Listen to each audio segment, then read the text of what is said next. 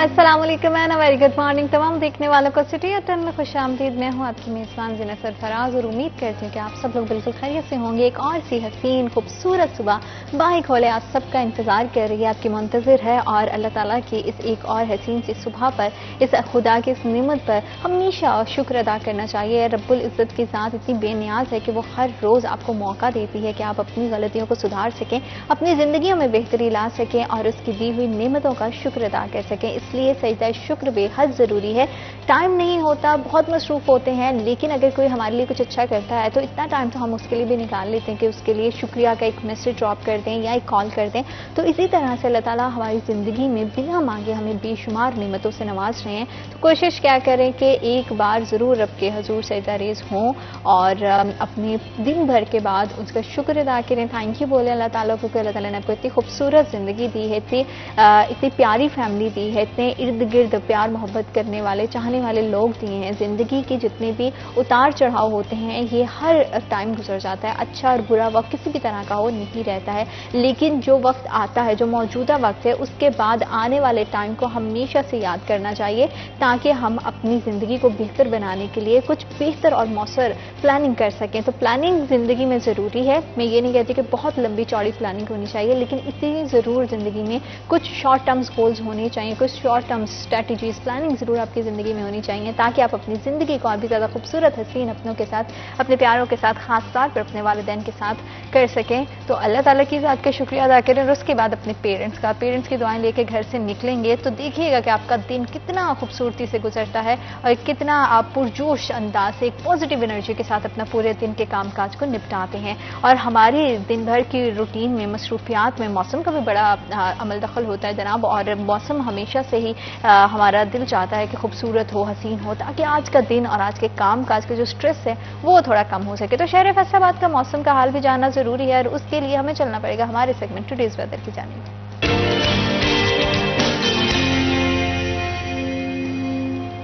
शहर फैसलाबाद के मौसम की बात करें तो आज का ज़्यादा से ज़्यादा टेम्परेचर 33 डिग्री सेंटीग्रेड रहेगा और कम से कम टेम्परेचर 24 डिग्री सेंटीग्रेड रहेगा। सूरज आबोताब के साथ चमक रहा है, शहरियों की आंखों में आंखें डाले हुए खड़ा है और साथ ही साथ आपको ये पैगाम भी देता है हर चीज़ के पॉजिटिव पहलू देखने चाहिए। अगर सूरज इतनी आबोताब के साथ चमकता है तो देखें आपको उसकी खतरनाक छाँव से खुद को बचाने के लिए सन प्रोटेक्शन का इस्तेमाल करना है, पानी का मुनासिब इस्तेमाल करना है। अगर सूरज ना निकले तो हम लोग तो ऐसे हैं कि अपने काम आज में बिल्कुल भूल जाते हैं कि पानी भी पीना है। तो मौसम भी देखिए हमारी ज़िंदगी में कितने ज़्यादा उसकी भी इन्वॉल्वमेंट है, हमारी सेहत को कितना बेहतर बनाता है, हमारे मामूलात ज़िंदगी को कितना ज़्यादा बेहतर कर देता है। तो कोशिश क्या करें कि जब भी घर से बाहर निकलें अपने चेहरे को और अपने सर को ज़रूर किसी मुनासिब कपड़े के साथ ढांपें और मर्द हज़रात तो हेलमेट का इस्तेमाल लाजमी करें। हेलमेट का इस्तेमाल ना सिर्फ आपको मौसम की तब्दीलियों से बचाएगा बल्कि बहुत सारे ट्रैफिक के पेश नज़र बहुत सारे हादसा से भी आपको बचाएगा। तो इसलिए बेहद ज़रूरी है अपना ख्याल रखें, अपनों के लिए रखें और अपनी ज़ात के लिए अपना ख्याल रखें। आप किसी के लिए बहुत कीमती हैं, हो सकते हैं, तो इसलिए कोशिश क्या करें कि लापरवाही को ज़िंदगी से थोड़ा सा निकाल दें और थोड़ा सा जिम्मेदारी का मुजाहरा करें ताकि हम एक महज़ब माशरे को जन्म दे सकें। एक महज़ब माशरे में रहने की ख्वाहिश तो हर किसी की है, लेकिन उसे महज़ब बनाने के लिए हम सब की एक इनफरादी जिम्मेदारी है, उससे पूरा करना बड़ा ही ज़रूरी है। क्योंकि अगर हम एक महज़ब शहरी होने का सबूत देंगे तो हम अपने शहर में होने वाले बहुत सारे ऐसे मामलात पर, बहुत सारे ऐसे कार्रवाइयों पर, वाक़यात पर नज़र रख सकेंगे जो कि किसी दूसरे के लिए नुकसान का या ख़तरे का बायस हो सकता है। हमेशा से शहर के अमन अमान की सूरत हाल को कायम रखने के लिए हम ये तो एक्सपेक्ट करते हैं कि हमारे कानून नाफिज करने वाले इदारे अपना किरदार अदा करें, लेकिन बहैसियत महज़ब शहरी हम सब की जिम्मेदारी है कि हम पुलिस के साथ मिलकर इस सिलसिले को और इस जुर्म की बढ़ती हुई शरह को कम करने के लिए उसमें अपना अपना हिस्सा ज़रूर डालें। और फैसलाबाद के मुख्तलिफ इलाकों की हम हमेशा से बात करते हैं और जानने की कोशिश करते हैं, आप तक हक़ाइक़ पहुंचाने की कोशिश करते हैं कि कहां पे किस तरह के जुर्म सर उठा रहे हैं। आजकल हमने ज़्यादा स्पेशली बात करना शुरू की है कि मंशियात का बाज़ार बड़ा गर्म है, कारोबार बहुत सरगर्म है और बड़ी ही आसानी से खरीदो फरोख्त का मंशियात का सिलसिला जारी है जो कि आने वाली हमारी नस्ल को बुरी तरह से तबाह कर रही है। अगर अपनी नस्लों को मंशियात जैसी लानत से बचाना है तो हम सबको कमर कसनी होगी और पुलिस के साथ मिलकर मिलकर एक तो मंशियात की रोकथाम में अपना अहम किरदार अदा करना है, साथ ही साथ शहर में होने वाले जराइम पर नजर रखना और उसकी बर वक्त इतला देना भी पुलिस को हमारी जिम्मेदारी है। तभी हमारे इदारे महदूद वसाइल के साथ काम कर सकेंगे। आज भी हम फैसलाबाद के अहम टाउन इकबाल टाउन के हवाले से बात करेंगे कि इकबाल टाउन में किस तरह के क्राइम है, क्योंकि इकबाल टाउन के साथ हमने देखा कि बहुत सारे देही इलाके भी मुंसलिक हैं। बहुत सारा फैक्ट्री एरिया लगता है, फिर उसके बाद बटाला कॉलोनी है, समुद्री रोड है, जड़ावाला रोड है और इस तरह बहुत सारे इलाके हम देखते हैं कि इकबाल टाउन के साथ मुंसलिक हैं। तो इन इलाकों में किस तरह के जराइम हैं, जराइम की नौयत क्या है, कौन से जुर्म ऐसे हैं जो आम है और किस तरह से पुलिस जराइम की रोकथाम में अपना अहम किरदार अदा कर रही है, इसी हवाले से हम अपने मेहमान से आज बात करेंगे और जानने की कोशिश करेंगे, क्योंकि हमारे साथ मौजूद हैं एसपी इकबाल टाउन फैसलाबाद आबिद जफर साहब और उन्हीं के साथ हमारे क्राइम रिपोर्टर तैयब मकबूल। अस्सलाम वालेकुम। कैसे हैं आप दोनों, खैरियत से हैं? सर बहुत शुक्रिया आपकी तशरीफ आवरी का। सबसे पहले तो ये बताइएगा कि इकबाल टाउन में अगर हम जराइम की शरह की बात करें तो वो क्या है और किस तरह के जुर्म हैं, किस तरह के मसाइल का पुलिस को सामना है, जराइम के हवाले से क्या चैलेंजेस फेस करने पड़ रहे हैं? जी बहुत शुक्रिया। जैसा कि आपके इल्म में इकबाल टाउन एक अर्बन और रूरल दोनों एरियाज पे मुश्तमिल है। बिल्कुल। हमारे पास 9 पुलिस स्टेशन हैं। क्राइम जो है इस वक्त तकरीबन 17,500 के करीब जो है वो रजिस्टर्ड क्राइम है इस वक्त तक, और सालाना क्राइम जो है तकरीबन 18,500 से लेके 20,000 तक जो है वो रूटीन में औसतन चलता है।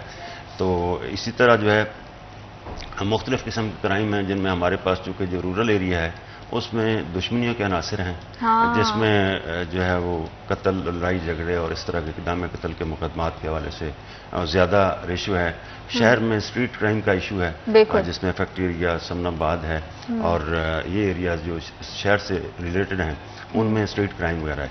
तो इस तरह जो है ये शरह चलती है इसमें, और हम अपनी मुख्तलिफ मॉडल डिसिप्लिनरी जो है वो मुख्तलिफ औकात में जो है जैसे जैसे क्राइम की सिचुएशन जा रही है उसके मुताबिक अपनी फोर्स को डिप्लॉय करते हैं और अपनी स्ट्रेटजीज बनाते हैं ताकि इस क्राइम को जिस हद तक हम मैक्सिमम मिनिमाइज कर सकें तो उसको मिनिमाइज करें। बिल्कुल ठीक है, क्योंकि पुलिस तो अपनी कोशिशें करती है, लेकिन आजकल हमारे जो आदी मुजरिम हैं या हम मुलजिम भी कह सकते हैं जो कि पुलिस की हिरासत में आते हैं, उन्होंने बड़े नित नए तरीक़ेकार ढूंढ लिए हैं जुर्म करने के। तो तैयब आप क्या समझते हैं कि क्योंकि मैंने जैसे कि बताया कि इकबाल टाउन के साथ बहुत सारे देही इलाके भी शामिल हैं, बहुत सारे इसके इर्द गिर्द के मसाफात में ऐसे हैं, तो वहाँ पे देही इलाकों में जराइम की नौयत क्या है, किस तरह के जुर्म ज़्यादा देखने में आते हैं, केसेस रिपोर्ट होते हैं?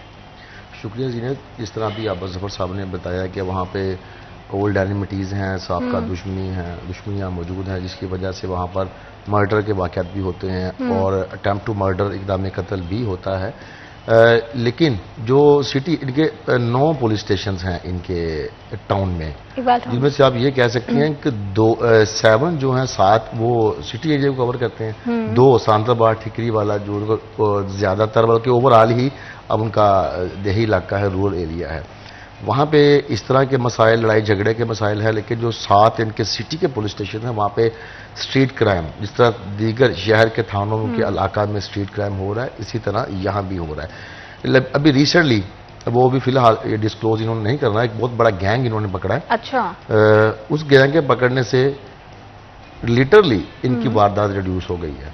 वो बहुत बड़ा गैंग था, वो इनके पूरे टाउन में बहुत बड़े बड़े हाउस रॉबरीज भी, मतलब ऐसे गैंग जो रेपिटिवली करते हैं, और वो गैंग पकड़ा है, वो बड़ा नोटोरियस गैंग है, उसके इससे इनकी वारदात काफ़ी रिड्यूस हुई है। दूसरी बात, इनका चूंकि सिटी एरिया है जिसमें Batala colony, D type colony, factory area, ये बड़े फास्ट इनके थानों के एरियाज हैं। यहाँ पे बटाला कॉलोनी में कुछ दीगर मज़हब की आबादियाँ भी मौजूद हैं, वहाँ पे भी इशूज़ बनते रहते हैं, इनको वो भी देखना पड़ता है। उसी तरह ग्राउंड्स बड़ी इनके इलाके में है, बड़े एरियाज, कॉलोनीज, छोटी कॉलोनियाँ, छोटे मोहल्ले भी जिनमें कंजस्टेड स्ट्रीट्स हैं वो भी इनके इलाके में मौजूद है। और इसी तरह बड़ी कॉलोनियाँ, एक बड़ा सतियाना रोड, एक बड़ा मेन एरिया है, वो भी इनके एरिया में है। तो वहाँ पे मोटरसाइकिल चोरी की बड़ी वारदात है। इस तरह की इनके जो स्ट्रीट क्राइम के साथ साथ दुश्मनी की वारदातें ज़्यादा हैं। लेकिन अच्छा, मैं एक बार आपको और बताऊं जीनत कि अब से कुछ दिन पहले, महीने पहले तक जो इकबाल टाउन था वो वारदात के हवाले से 5 टाउन्स में सबके टॉप पे था। अच्छा। 5 फैसलाबाद के टाउन हैं सबसे ज़्यादा। तो क्योंकि आबिद जफर साहब सीजनड आदमी है, बतौर इंस्पेक्टर भर्ती हुए थे पुलिस डिपार्टमेंट में। इन्होंने हर तरह के मसाइल भी देखे हैं और हर तरह के अदवार देखे हैं कि वारदात ज़्यादा हुई कम हुई, ज़्यादा को कम कैसे करते हैं। तो अब जो इन्होंने गैंग पकड़ा है उसकी वजह से, कुछ इनकी डिप्लॉयमेंट की वजह से वारदातें काफ़ी रिड्यूस हुई हैं, लेकिन फिर भी मौजूद हैं। स्ट्रीट क्राइम का इशू ये जो गैंग इन्होंने पकड़ा, ये मेजॉरिटी केसेस में यही लोग इन्वॉल्व थे, जिसकी वजह से जैसे आप ही निशानदेही कर रहे हैं कि कुछ टाइम पहले तमाम टाउन्स में, फैसलाबाद के जितने बड़े टाउन हैं उनमें इकबाल टाउन सबसे टॉप पर था। हाँ जी बिल्कुल, ये गैंग जो था ना ये बड़ा नोटोरियस था। डेली बेसिस पे ये वारदात भी करते थे और हाउस रॉबरी भी करते थे, इसी तरह रोड पे स्नैचिंग भी करते थे। कभी ये 2 लोग वारदात करते थे, कभी ये ज़्यादा लोग वारदात करते थे। बड़ा नोटोरियस गैंग था, ये पकड़ा नहीं जा रहा था। अब ये पकड़ा गया है, अब उससे बहुत सारा फर्क पड़ा है। अब इनके पकड़े जाने से इनके एरिया से बहुत सारे गैंग्स तो वैसे भाग जाएंगे। अब ये पकड़े गए, हमने भी पकड़े ही जाना है। बिल्कुल। दूसरा, फैसलाबाद में इस साल जितने एनकाउंटर हुए हैं, सबसे ज़्यादा एनकाउंटर इकबाल टाउन में हुए हैं। अच्छा, वहाँ पे इन्होंने डाकुओं के साथ बड़ा स्ट्रिक्ट रवैया अपनाया है। अच्छा, काउंटर से मुझे एक बात और याद आई सर, लोगों के ये बड़ा है कि जाली पुलिस मुकाबले होते हैं और पुलिस जो है वो ना हक लोगों को पकड़ती है, इनकाउंटर करती है, अपने नंबर पे आती है। इसमें कितनी सदाकत है और ये किस हद तक गलत बात है? क्योंकि लोगों को लगता है कि पुलिस हमारी, उनका रवैया बहुत गैर हसास है, बहुत गैर मुनासिब है लोगों के साथ, शहरियों के साथ। शायद इसलिए भी जुर्म बढ़ता चला जा रहा है, क्योंकि असल मुजरिम पुलिस पकड़ नहीं पाती है और इस तरह के फेक इनकाउंटर्स किए जाते हैं। तो इस हवाले से जरूर मैं जानना चाहूंगी आपका स्टांस। उसमें देखें, ये लोगों की परसेप्शन जरूर है, लेकिन रियलिटीज पे जाएं तो माशाल्लाह आजकल जिस तरह मीडिया का ये सिस्टम चल रहा है, ये लोग जितने अवेयरनेस है सबके पास, तो ऐसी बात नहीं है कि वो कोई चीज़ जो है टकी छुपी रहे। जो ये लास्टली ये पिछले वीक में हमारे पास यहाँ डॉल्फिन के साथ जो है बटाला कॉलोनी में एक इंसिडेंट हुआ है, तो उसमें तकरीबन जो है वो 13-14 मुकदमात के रिकॉर्डेड आदमी जो है वो उसमें एक जो है उसमें उसकी हिलाकत होगी, एक जो है जख्मी हुआ है। तो वो लाइव एनकाउंटर है, कैमराज में चीज़ें मौजूद हैं। तो इस तरह की जो है वो बिल्कुल भी वो पुरानी एक सोच या फिक्र है जिसकी बिना पे लोग ऐसी परसेप्शन रखते हैं। लेकिन आजकल के इस जदीद दौर में और मौजूदा हालात में मुमकिन ही नहीं है कि इस तरह की एक्टिविटी की जाए जो बाद में एम्बेरसमेंट का बायस हो। और हम तो लगे हैं पब्लिक की सेफ्टी के लिए, और हमें अपने डिपार्टमेंट का जो वकार है उसको बुलंद करने के लिए हमें हरगिज़ भी ऐसी किसी भी हम ऐसी चीज़ में नहीं जाएंगे और ना जा रहे हैं। बिल्कुल हमारे जो इसमें मौजूदा हमारी हायरार्की है उसकी तरफ से स्पेशली इस हवाले से बिल्कुल जो है वो चीज़ नहीं है। रियलिटीज़ और एक ज़ाहिर है हम कोई एक कार्रवाई कर रहे हैं, जाते हुए जहां पर हमें लाइफ रिस्क आता है तो फिर ही हम उस स्टेज पे जाएंगे, अदरवाइज तो नहीं हो सकता है, खुदा न खास्ता। तो बिल्कुल हम जो है उसमें सारे जो पैरामीटर्स हैं उनको मद्देनजर रखते हुए हालात के मुताबिक जिस हद तक हमें फिर अपनी लाइफ सेविंग के लिए और पब्लिक की सेफ्टी के लिए वर्क करना पड़ता है तो हम उस लाइन तक जरूर जाते हैं। तो फिर से क्या वजह है कि बहुत हम भी देखते हैं कि अक्सर शाहराहों पर लोगों के साथ, लोगों की तरफ से ये कंप्लेन आती है शहरियों की तरफ से कि पुलिस डिपार्टमेंट का रवैया बड़ा नारवा है, बहुत गैर मुनासिब रवैया है, जिसकी वजह से लोग दूर भागते हैं। आज तक हमारा पुलिस डिपार्टमेंट और शहरियों के दरमियान एक स्मूथ कम्युनिकेशन गैप जो है उसको हम खत्म नहीं कर पाए, एक स्मूथ कम्युनिकेशन नहीं लेकर आ सके। हालांकि अब बहुत हद तक चीजें चेंज हुई हैं, लेकिन अभी भी कहीं ना कहीं ये रवैये, ये नजरियात पनप रहे हैं, हमारे माशरे का हिस्सा हैं। और लोग समझते हैं कि पुलिस के पास जाने का मतलब है कि अपनी मुसीबत को और ज्यादा बढ़ा लेना। तो ये एक बहुत आम पर लोगों का ख्याल है। इस हवाले से मैं जरूर सर का मौक़िफ़ लेना चाहूंगी, लेकिन हमारे साथ रहिएगा क्योंकि वक्त एक छोटी सी ब्रेक का। आप देख रहे हैं सिटी एट 10।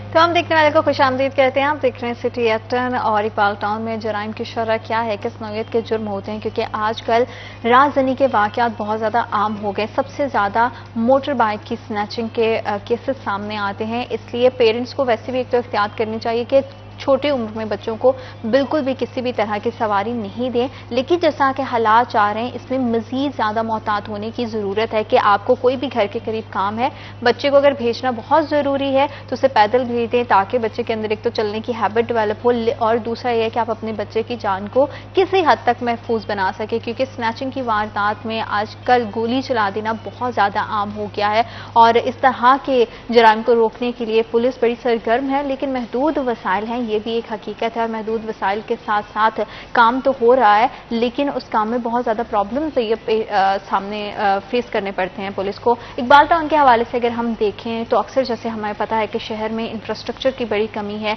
लाइट्स का ना होना या जहाँ पे पुलिस की मौजूदगी कम है वहाँ पे ज़्यादा वारदात होती हैं। तो क्या इकबाल टाउन की सूरत हाल भी सेम दीगर टाउन्स की तरह ही है? इंफ्रास्ट्रक्चर के हवाले से भी नाकाफी इंफ्रास्ट्रक्चर के चलते हुए बहुत सारे जराइम होते हैं। बिल्कुल जिन्हें ऐसा ही है। अभी इनके टाउन में एक है पुलिस स्टेशन सदर पुलिस स्टेशन शहर के सराउंडिंग में घूम रहा है उसका एरिया। उसी पुलिस स्टेशन की एक चौकी है रशीदाबाद। अच्छा। वो दोनों इस तरह अपोजिट हैं कि जैसे शुमाल जनूब मशरक मगरब अपोजिट है। पुलिस स्टेशन के SHO को अगर रशीदाबाद चौकी के एरिया में खुदा न खास्ता को वारदात हो तो वहां पर जाने में 1 घंटा लग जाता है।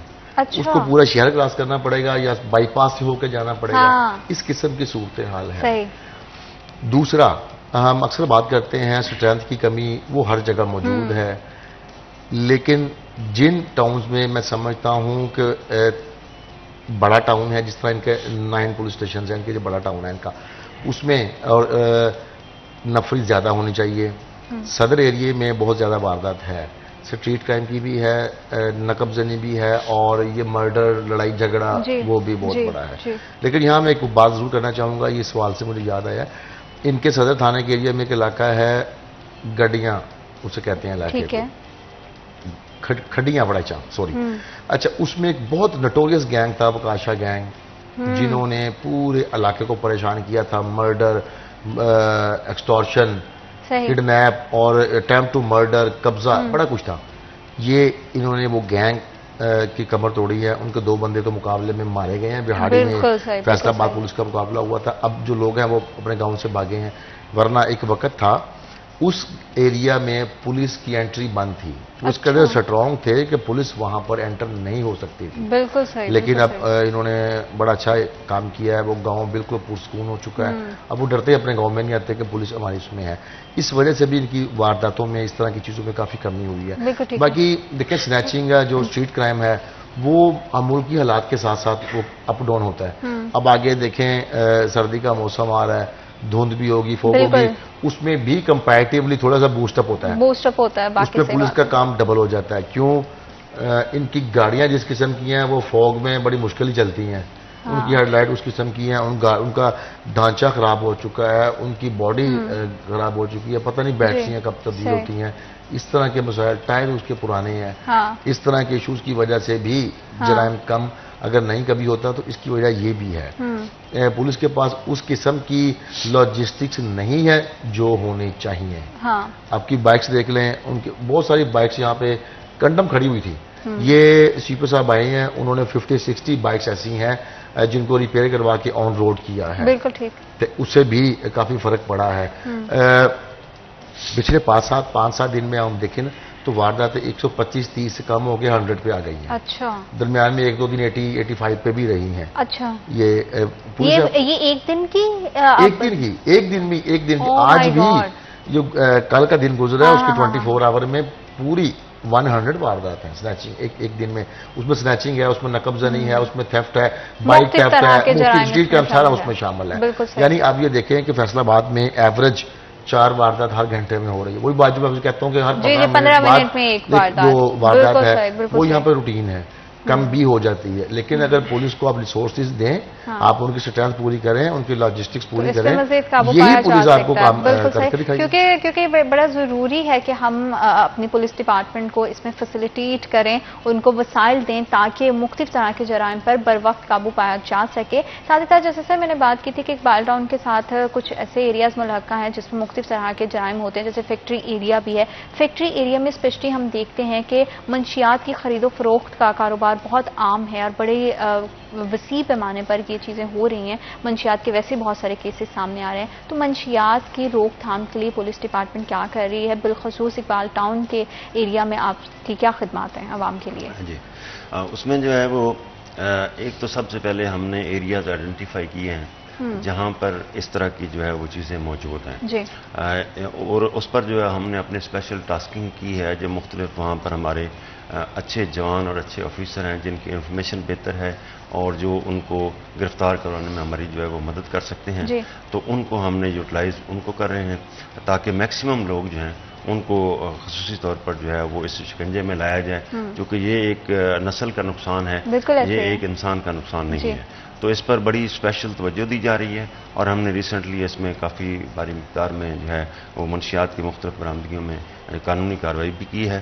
ख़ास तौर पर हमारे पास जो कॉलेज रोड है उस पर तमाम जो इंस्टीट्यूशन हैं वो सारे उस पे हैं। कॉलेजेस जो हैं वो 4-5 कॉलेज बड़े बड़े कॉलेज हैं, तो उन एरियाज़ में हमने स्पेशली अपनी जो है वो टास्किंग की है, सीवीज़ में अपने लड़के लगाए हैं जो ऐसी इंफॉर्मेशन गैदर कर रहे हैं और उस पर हम वर्किंग कर रहे हैं ताकि इस लानत से जो है मशर को बचाया जा सके। बिल्कुल ठीक, बिल्कुल ठीक, क्योंकि हमारे यहाँ बहुत ज़्यादा पहले भी हमने ये बात की है कि तालीमी इदारों में इसका रुझान बहुत ज़्यादा बढ़ चुका है, तो ऐसे गैंग्स को पकड़ना बहुत ज़्यादा ज़रूरी है जो इस तरह का कारोबार करते हैं और इतनी खरीदो फरोख और इतने वसी पैमाने पर मंशियात की नकलो हमल हो रही है, तो उसमें वसाइल भी एक बहुत बड़ा हकीकत है, सच है, उस पर भी काम करने की बड़ी ज़रूरत है ताकि पुलिस को ज़्यादा से ज़्यादा फैसिलिटेट किया जा सके। सर, पूरे सूरत हाल में, जो मौजूदा सूरत हाल में, इसमें ह्यूमन इंटेलिजेंस क्या किरदार अदा करती है? सबसे अहम है ही ह्यूमन इंटेलिजेंस। पब्लिक जहाँ तक वो हमारे रवैये की बात करती है, नो डाउट उसमें एक्सेप्शंस हैं, कमी कोताही है हमारे लेवल पे, लेकिन सिर्फ पुलिस बजाते खुद ही सिर्फ इस सारे मामले को टैकल करने के लिए कामयाब नहीं हो सकती जब तक हमें पब्लिक की तरफ से जो है वो हेल्प ना आए। उनसे हेल्प हमें सिर्फ इंफॉर्मेशन की चाहिए और वो बैलेंस टाइम अगर इंफॉर्मेशन हो तो कई एक पिछले हैं इसमें बड़ा लोगों ने किरदार अदा किया है। तो हमारी रिक्वेस्ट यही होगी कि लोग एक तो अपने इर्द गिर्द नज़र रखें, जो लोग चूँकि शहर से जो आबादियाँ हैं अभी मुज़ाफ़ात में नज़दीक ये सारे नए लोग हैं जो बाहर से गाँव से या मुख्तलिफ जगहों से जो वो आए हैं, किसी के इल्म में नहीं है कि इनका पिछला रिकॉर्ड क्या है। तो इसी तरह जो फैक्ट्रीज हैं उनमें जो मुलाजमीन हैं उनकी इंडक्शन करने से पहले आजकल तो हमारा बाकायदा जो है वो अवेलेबल है, नेट पे चीज़ें मौजूद हैं जिसमें आप सिंपली एक रिक्वेस्ट भेजनी है, आपने ये एंटर करना है तो उसका आपको रिकॉर्ड जो है वो दस्तयाब हो जाएगा। तो हमें उन चीज़ों पर गौर करना चाहिए कि जो ऐसे ज़ाहिर एक इंडस्ट्रियल एरिया है, यहाँ पर फैक्ट्रीज हैं, काम के लिए लोग बाहर से आके यहाँ पर बस रहे हैं या मजदूरी कर रहे हैं, तो उनका जो है वो ज़रूर रखने से पहले एक तो ज़रूर उसकी जो है वो तस्दीक करवाएं कि उसका रिकॉर्ड क्या है। दूसरा ये है कि पब्लिक जो है वो अपने इर्द गिर्द नज़र रखते हुए ऐसी इंफॉर्मेशन जो है वो दें। हम इंशाल्लाह ऑलरेडी भी ये चीज़ कानून में मौजूद है, हम भी ये इदारों से इंशाल्लाह उनको ये यकीन दहानी कराते हैं कि बिल्कुल भी उनका नाम जो है वो किसी सूरत ज़ाहिर नहीं किया जाएगा ताकि उनको किसी बात में एम्बेरसमेंट या परेशानी का सामना ना हो। अगर पब्लिक हमें इंफॉर्मेशन थोड़ी सी दे और कोऑर्डिनेट करे, हम यही कर रहे हैं कि कम्युनिटी पुलिसिंग जो है उसको जो लोग हैं उनको, जो रेस्पेक्टेबल्स लोग हैं, जो वहाँ के नोटेबल्स आदमी हैं, उनको एंगेज किया जाए इसमें। जितना लोग हमारे साथ इस काम में हमारी मदद और मुआवनत करेंगे तो उनको इसमें बेहतर से बेहतर रिजल्ट जो है वो देने की हम पोजीशन में होंगे। तो इस तरह जो है वो चीज़ें बेहतर हो सकती हैं और इस जो मंशियात की लानत है इससे छुटकारा हासिल किया जा सकता है। और इसमें हम सबकी इम्पॉर्टेंट जिम्मेदारी है एज सिटीज़न। मैं खुद की भी अगर बात करूं या मेरे इर्द गिर्द जितने सारे लोग हैं, अगर हमें कहीं भी कोई भी सिचुएशन सस्पिशियसली लग रही है तो बर वक्त उसका अगर हम इतला कर देते हैं तो उससे फ़ायदा ये होगा कि कहीं पे कुछ ऐसा नागहानी वाक़या होने से पहले ही हम उसको बर वक्त रोक सकते हैं। लेकिन हमारी आंखें और कान इनका खुले रहना भी बेहद ज़रूरी है। वैसे तो हमारी आंखें काफ़ी खुली रहती हैं और हम देखते हैं अपने इर्द गिर्द क्या हो रहा है, लेकिन थोड़ा सा माशरे के अंदर होने वाली बुराइयों पर काबू पाने के लिए भी अपनी आंखों को खोलने की ज़रूरत है। वक्त एक छोटी सी ब्रेक का हमारे साथ रहिएगा। आप देख रहे हैं सिटी एट 10।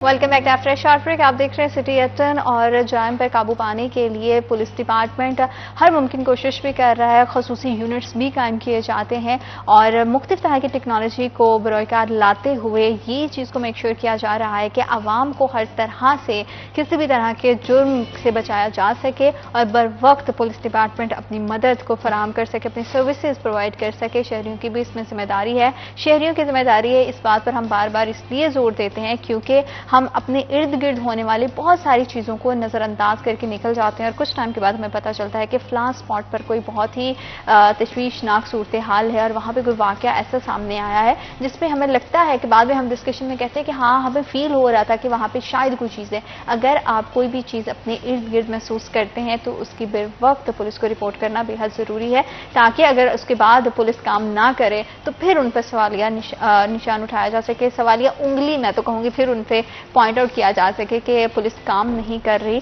तो सर, ये वाली शिकायतें बड़ी आती हैं कि पुलिस के साथ बात करना बड़ा मुश्किल हो जाता है। हालांकि अब तो हमने बहुत अपनी ही प्रोग्राम में बहुत बार बताया है कि किस तरह से लोग अपनी शिनाख्त को खुफिया रखते हुए भी पुलिस के साथ कम्युनिकेट कर सकते हैं और डिफरेंट तरह की बहुत सारे ऐसे जरिए हैं जब हम पुलिस तक रिपोर्ट पहुंचा सकते हैं कि कहाँ पे क्या जुर्म हो रहा है। तो शिकायत के अंदराज के हवाले से थोड़ा सा बताइएगा कि ये सिलसिला कितना ज़्यादा स्मूथ कर दिया है पुलिस डिपार्टमेंट में ताकि शहरी बर वक्त किसी भी तरह की कंप्लेन को फाइल कर सकें।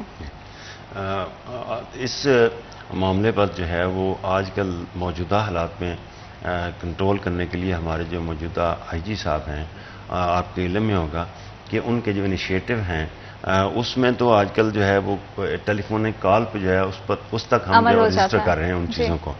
इसके अलावा थाना में फ्रंट डेस्क बनाए गए हैं जिनमें यूनिफॉर्म पर्सन जो है उसकी एंट्री नहीं है। ठीक है। उसमें सीरीज में पीएसए रख के उनको बिठाया गया ताकि पब्लिक को किसी किस्म का कोई ऐसा एहसास भी ना हो कि उनको कोई खुदा न खास्ता ऐसा मसला होगा। तो बिल्कुल एक बाकायदा सिस्टमेटिकली कोई भी कंप्लेंट आ रही है तो उसको बाकायदा रजिस्टर किया जा रहा है, उसकी बाकायदा रिसीट दी जा रही है। इवन जो हमारे सिप्स इनिशिएटिव्स हैं उनमें तो बाकायदा आने वाले बंदों के लिए जो है वो सिटिंग एरियाज और फर्दर वहाँ पर बैठी जैसे टोकन नंबर इशू हो जाता है तो वो एक प्रॉपर प्रोसेस के तहत जो उसकी कंप्लेंट जो है वो बाकायदा रजिस्टर की जा रही है और आगे है उस पर कानूनी कार्रवाई। उसके लिए हमें बाकायदा जो है वो आईजी ऑफिस से एक टाइम लाइन जो है वो दे दी गई है कि इस जुर्म की 24 आवर्स के अंदर अंदर जो है वो एफआईआर होगी जिसमें अननोन एक्यूज्ड हैं और कोई मतलब चोरी और राजनी या इस तरह का कोई इंसिडेंट है तो उसमें तो बिल्कुल विद इन 24 आवर हमने एफआईआर देनी है। जहां तक जो दूसरे मामलात हैं किसी का कोई दीगर किस्म के लड़ाई झगड़े के तो उसमें भी एक टाइम लाइन फिक्स कर दी है। इसी तरह कोई चेक डिसऑनर या अदरवाइज ऐसी चीज़ें हैं तो उसके लिए भी एक टाइम लाइन फिक्स है।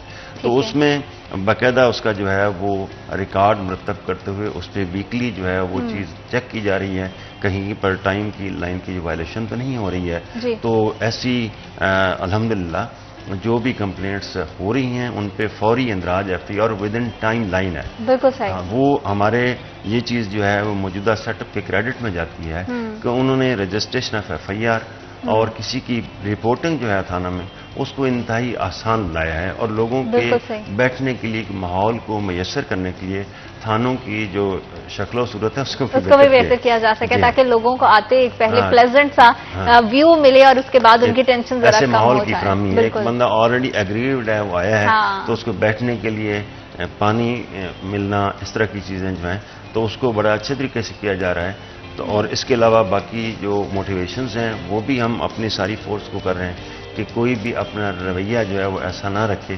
काम किसी का होना या ना होना वो कानून के मुताबिक होना है, उससे आगे पीछे नहीं हो सकता।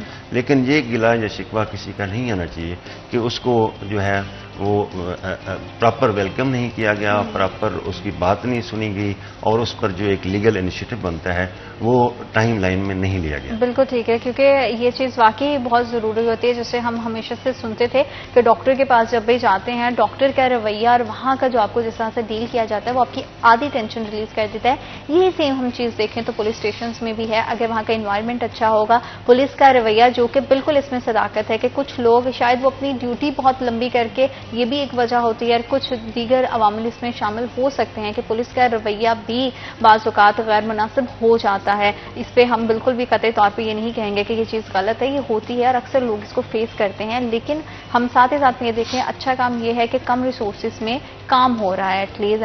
तो अब अगर हम देखें तो इकबाल टाउन के कौन से ऐसे इलाके हैं जो जिनको हाई रिस्क करार दिया गया है, वहाँ पे क्योंकि शहरियों के हवाले से बात हो रही है तो लोगों को भी एहतियात करने की, किसी को पैनिक करना या डराना मकसद नहीं है, थोड़ा सा उनको मोहतात करना मकसद है, जहाँ पे उनको अपनी आंखें और कान खुले रखने की ज़रूरत है ताकि अगर किसी भी तरह की वहाँ पे कोई सस्पिशियस एक्टिविटी हो रही है तो वो पुलिस को बर वक्त इत्तला कर सकें।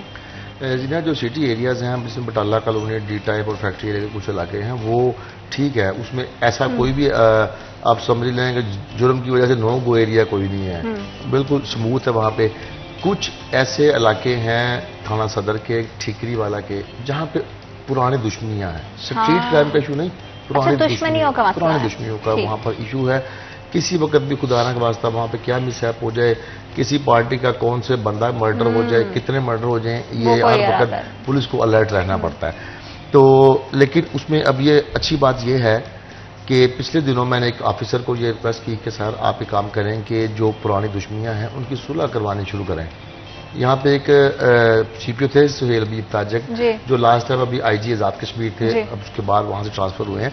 उन्होंने ये काम किया था, इलाके के मोअज़्ज़िज़ीन, इलाके की सियासी शख्सियत, MNA या MP और ख़ुद वो जाके दोनों घरों में उनको समझाते थे, उनकी रिक्वेस्ट करके उनकी सुलह करवाते थे। और ये बहुत अच्छा काम था। उन्होंने सतियाना के इलाके में, तांतिया वाला के इलाके में, सदर के इलाके में बहुत सी ऐसे घरों की सुलह करवाई जिनके 30-30 लोग मर्डर हो चुके थे और पिछले 30-30 साल से ही दुश्मनी चली आ रही थी।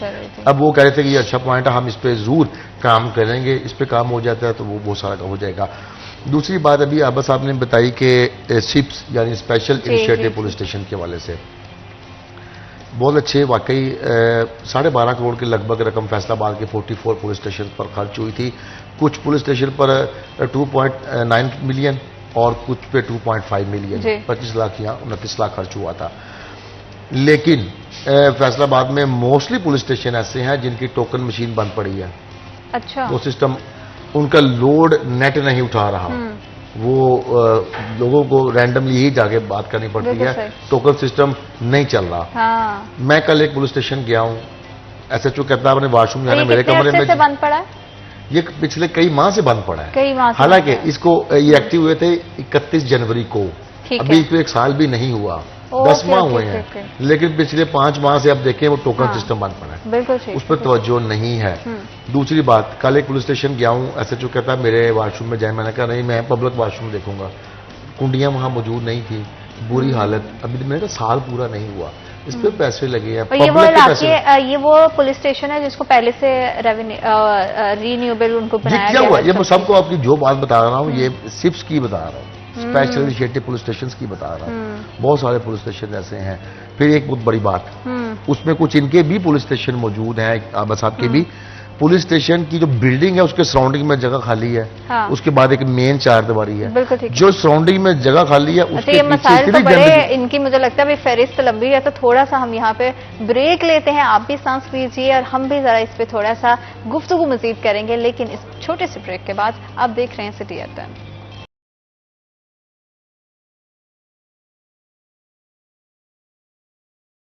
Welcome back after short break, आप देख रहे हैं सिटी एफएम। मैं तो समझ रही थी कि सिर्फ जुर्म के हवाले से और पूरे शहर में अमन अमान की सूरत हाल को बरकरार रखने के लिए सिर्फ शहरियों को ही मसाइल का सामना करना पड़ रहा है। पुलिस स्टेशन पे और पुलिस ऑफिसर्स को सिर्फ क्राइम के हवाले से बहुत ज़्यादा प्रॉब्लम है, लेकिन इंफ्रास्ट्रक्चर की शहर भर की तरह पुलिस स्टेशन के अंदर भी बहुत सारे मसाइल हैं, बहुत सारी ऐसी चीज़ें जिनकी कमियाँ हैं, जिसको बेहतर करने के लिए बहुत काम करने की ज़रूरत है, जिसमें स्पेशल इन्वेस्टिगेशन पुलिस के जो यूनिट्स बनाए गए हैं और कैसे वहाँ पे लोग जाते हैं, कैसे उनके मामलात होते हैं, वो तो एक अलग बात है। लेकिन बिल्डिंग की सूरत हाल क्या है और वहाँ पे चीज़ों को कहाँ बेहतरी की गुंजाइश है, इसी हवाले से तैयब हमें अपडेट कर रहे थे कि किस तरह से एक तो टोकन मशीन आपने बताई कि बंद पड़ी है, जिसको सही करने की बड़ी ज़रूरत है। इसके अलावा और किस तरह के मसाइल हैं जो आपने नोट किए हैं, आपके नोटिस में हैं? सबसे बड़ा मसला फैसलाबाद पुलिस की 8,500 के लगभग इनकी नफरी है, स्टूडेंट है। उनमें से 70-80% वो लोग हैं जिनके पास ना आबाई घर है, जिनके पास ना जाती घर है, उनके पास किराए का घर है। और दूसरी तरफ आप देख लें पुलिस अफसरान की घर 42 कनाल, 34 कनाल, 20 कनाल, जो सबसे छोटा है वो भी 10 कनाल का है। 10 मरले नहीं मैं कह रहा, 10 कनाल का है। ठीक, एक बात मकुआना में एक इनके पास CIA सेल्स हैं, उसके करीब एक एकड़ में आई थिंक 19 एकड़ है या 29 एकड़ है, वो जगह पुलिस के पास मौजूद है। उसके लिए आज तक पुलिस अफसरान फंड रिलीज नहीं करवा सके। अच्छा। जबकि इनके अपने घरों के लिए, इनके ऑफिस के लिए धड़ाधड़ फंड आ रहा है। CPO ऑफिस को कोई मसला नहीं, जब से फैसलाबाद बना है वहीं पर मौजूद है। अब इनको जरूरत पेश आ गई नहीं और बनना चाहिए। SPCIA का जहां पर दफ्तर था इकबाल स्टेडियम के पास, वहां पर बना रहे हैं। मैं समझता हूं वो इनसिक्योर है, ये सिक्योर था कचहरी वाला। बिल्कुल सही। इसी तरह RPO ऑफिस शुरू से पहले DIG ऑफिस था, फिर एडिशनल IG ऑफिस बना, फिर RPO ऑफिस बना, यहीं पर मौजूद है। उसके लिए 2 महकमों की 3 महकमों की लड़ाई चल रही है। महकमा हार की जगह मिली पुलिस को, उन्होंने स्टे ले लिया, हाई कोर्ट चले गए, कमिश्नर ऑफिस इंतजामिया ने इनकार कर दिया, यहां नहीं बनने देंगे, अब फिर वो जगह देख रहे हैं। भाई आप लोगों की, आप आए हैं टाइम टू टाइम, आपने आना है 1 साल 2 साल मैक्सिमम 3 साल अपने चले जाना है। जो लोग फैसलाबाद पुलिस में काम कर रहे हैं इन्होंने यहां रहना है, उनके पास घर नहीं है। पुलिस के पास टोटल 240 क्वार्टर्स मौजूद हैं। अगर एक बंदा रिटायरमेंट हो जाए उसकी, या खुदा न ख्वास्ता वो फोत हो जाए, उसका क्वार्टर लेने के लिए 500 लोग बेचारे लाइन में होते हैं और ठीक ठाक पैसे इनको देने पड़ते हैं, इधर उधर फिर जाके इनको क्वार्टर अलाट होता है। तो ये सबसे बड़ा ये पुलिस का मसला हल होना चाहिए। या पुलिस हुकाम को आपके प्रोग्राम की तरफ से रिक्वेस्ट है कि जनाब आपकी कोठियां बहुत बड़ी बड़ी हैं, आपके पास करोड़ों की गाड़ियां हैं जिन पे गश्त करना है, उन गाड़ियों के ना टायर ठीक है, उनका ना बॉडीज ठीक है, वो बेचारी तो चेस ही नहीं कर सकती आपके किसी मुजरमान को। तो मेहरबानी करें, आप टाइम टू टाइम आए हैं, आप उतना फंड इस्तेमाल करें कि अपने चंद माह या चंद साल रहना है। जो लोग यहाँ पे हैं जिन्होंने जराइम रोकना है, लिए परमानेंट जो है वो कुछ ना कुछ सोल्यूशन होना चाहिए ताकि लॉन्ग टर्म फायदा हम दे सकें ऐसे ऑफिसर्स को जिनकी परमानेंट तैनाती यहीं पर है। ट्रांसफर होकर आपने चले जाना, हमने बहुत सारे ऐसे देखे हमारे सामने, माजी के भी बहुत सारे एक्सपीरियंसेस हैं कि बहुत सारे ऑफिसर्स ट्रांसफर होकर आते हैं, वो अपने हदूद में जहां पे उन्होंने बैठना होता है अपने ऑफिस की रेनोवेशन पर बहुत पैसा खर्च कर देते हैं, लेकिन वो पैसा जहां पे खर्च करने की जरूरत है एक्चुअली जो पॉइंट्स हैं वहां पे पैसा लगा के चीज़ों को मजीद बेहतर करने की ज़रूरत है, टेक्नोलॉजी को बढ़ाने की ज़रूरत है ताकि हम मजीद जो है अमन अमान की सूरत हाल को कायम रख सकें। सर, अब फ्यूचर प्लानिंग भी ऑब्वियसली पुलिस की साथ साथ चलती होगी, तो इतनी कम महदूद वसाइल में फ्यूचर प्लानिंग जो आप करते हैं वो अच्छे से एग्जीक्यूट हो पाती है? देखें 100% तो हम नहीं कह सकते, लेकिन काफ़ी हद तक जो रिसोर्सेज अभी अवेलेबल किए गए हैं, और जैसे कि पुलिस को गाड़ियां भी नहीं मिली थी, उनकी अब केयर करना वो हमारी जिम्मेदारी में आता है। तो अगर हम इन चीज़ों को अपनी समझ के इस्तेमाल करते हुए करेंगे तो बिल्कुल होगा। इसी तरह मैन पावर का एक वाकई इशू है कि चूंकि जो साबका एक रेशो थी उसके मुताबिक हमारी स्ट्रेंथ है, तो अब मौजूदा आबादी जो है उसका आप अंदाज़ा लगा लें कि किस हद तक जो है वो बढ़ चुकी है। उस हवाले से मैन पावर जो है उसमें इजाफे की ज़रूरत है इस वक्त जो है मेन। इसके अलावा रोज़मर्रा जो हम क्राइम फेस कर रहे हैं उसके मुताबिक मुख्तलिफ स्ट्रेटजीज जो हैं उन पर अमल किया जा रहा है ताकि हम फर्दर जो है क्राइम को कंट्रोल और मिनिमाइज करने के लिए अपनी एफर्ट्स को बेहतर कर सकें, ताकि पब्लिक को सेफ्टी और सुकून की जो है वो एक ज़िंदगी मुयसर हो सके। बिल्कुल ठीक है। जिस तरह से दीगर टाउन्स में हम देखते हैं शहर के मुख्तलिफ इलाकों में लेडीज़ पुलिस बहुत मुतहर्रक दिखाई देती हैं, तो क्या इकबाल टाउन में भी लेडीज़ पुलिस का काफ़ी किरदार है? बिल्कुल, सिटी एरियाज में हम ज़रा ज़्यादा जो है वो लेडीज़ की रखी है चूँकि शहर का एरिया है। रूरल एरियाज़ में ज़रा कम चूँकि ज़रूरत भी पड़ती है और इसके अलावा वहाँ पर उनकी इस तरह जो है उसको नहीं हम रख सकते कि उनकी सेफ्टी भी हमारे लिए ज़रूरी है। तो सिटी एरियाज़ जहाँ पर ऐसी मार्केट्स हैं, ऐसे एरियाज़ हैं, वहाँ पर हमारी बाकायदा जो है वो इवन सिटी फैसलाबाद में मौजूदा CPO साहब ने जो है वो एक इनिशिएटिव लेते हुए खवातीन की एक क्विक रिस्पांस फोर्स जो है वो भी कही है। और ये बढ़ती खवातीन एहलकारों की तादाद से शहर का माहौल बड़ा साजगार हो गया। खवातीन के लिए बहुत सारी आसानियां हो गई कि वो अपने मसाइल बहुत अच्छे तरीके से जाके वहां पे बयान कर पाती हैं। जो खवातीन में पहले एक हेजिटेशन थी वो अब दूर हो रही है, एंड वी आर होपिंग कि आने वाले टाइम में ये सिस्टम, ये फोर्स और भी ज्यादा बढ़ेगी। मर्द और खवातीन निशाना बेशाना खड़े होकर पुलिस डिपार्टमेंट में आवाम की हिफाजत को मेक श्योर करेंगे। आप दोनों मेहमानों का बहुत शुक्रिया प्रोग्राम का हिस्सा बनने। वक्त एक छोटी सी ब्रेक का, will be right back after a short break.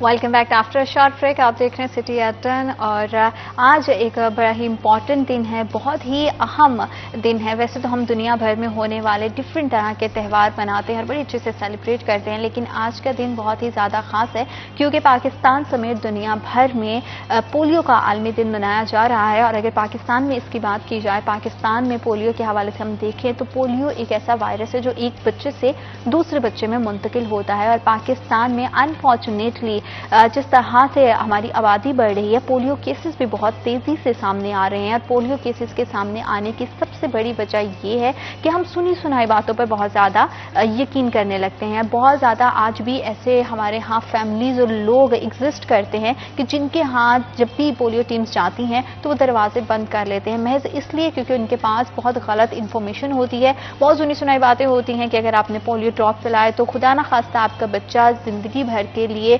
मफलूज हो जाएगा या फिर किसी तरह की उसको कोई प्रॉब्लम इस तरह की हो जाएगी कि उसको उसकी प्रैक्टिकली जिंदगी में बहुत ज़्यादा प्रॉब्लम फेस करना पड़ेगा, बांझपन का सामना आ सकता है। तो ये बहुत सारे ऐसे गलत मिथ्स हैं जिस पर लोग यकीन करते हुए अपने दरवाजे पे होने वाले दस्तक को खतरे की घंटी समझते हैं, लेकिन एक्चुअली वो अपने बच्चे को जिंदगी भर की माजूरी देने चले जाते हैं और एक बहुत बड़ा खतरा मोल लेते हैं। अगर आप अपने बच्चे को पोलियो के कतरे पिला रहे हैं और आपके बिल्कुल बराबर के घर में कोई एक ऐसी फैमिली है जो अपने बच्चों को पोलियो ड्रॉप्स नहीं पिला रही, तो आपका बच्चा भी पोलियो से महफूज नहीं है। इसलिए इस माशरे में खास तौर पर पाकिस्तानी कम्युनिटी में, पाकिस्तानी फैमिलीज में इस चीज़ को आम करने की बेहद ज़रूरी है कि पोलियो का एक कतरा हमारे बच्चे की ज़िंदगी के लिए, उसके मुस्तकबिल के लिए बेहद ज़रूरी है। तो अपने दरवाजे पे होने वाली दस्तक को खतरे की नहीं बल्कि ज़िंदगी की अलामत समझते हुए दरवाजे को खोलें, वार्मली वेलकम करें, पोलियो टीम्स के साथ तावन करें। और आज के दिन पे जब पूरी दुनिया में, पाकिस्तान समेत दुनिया भर में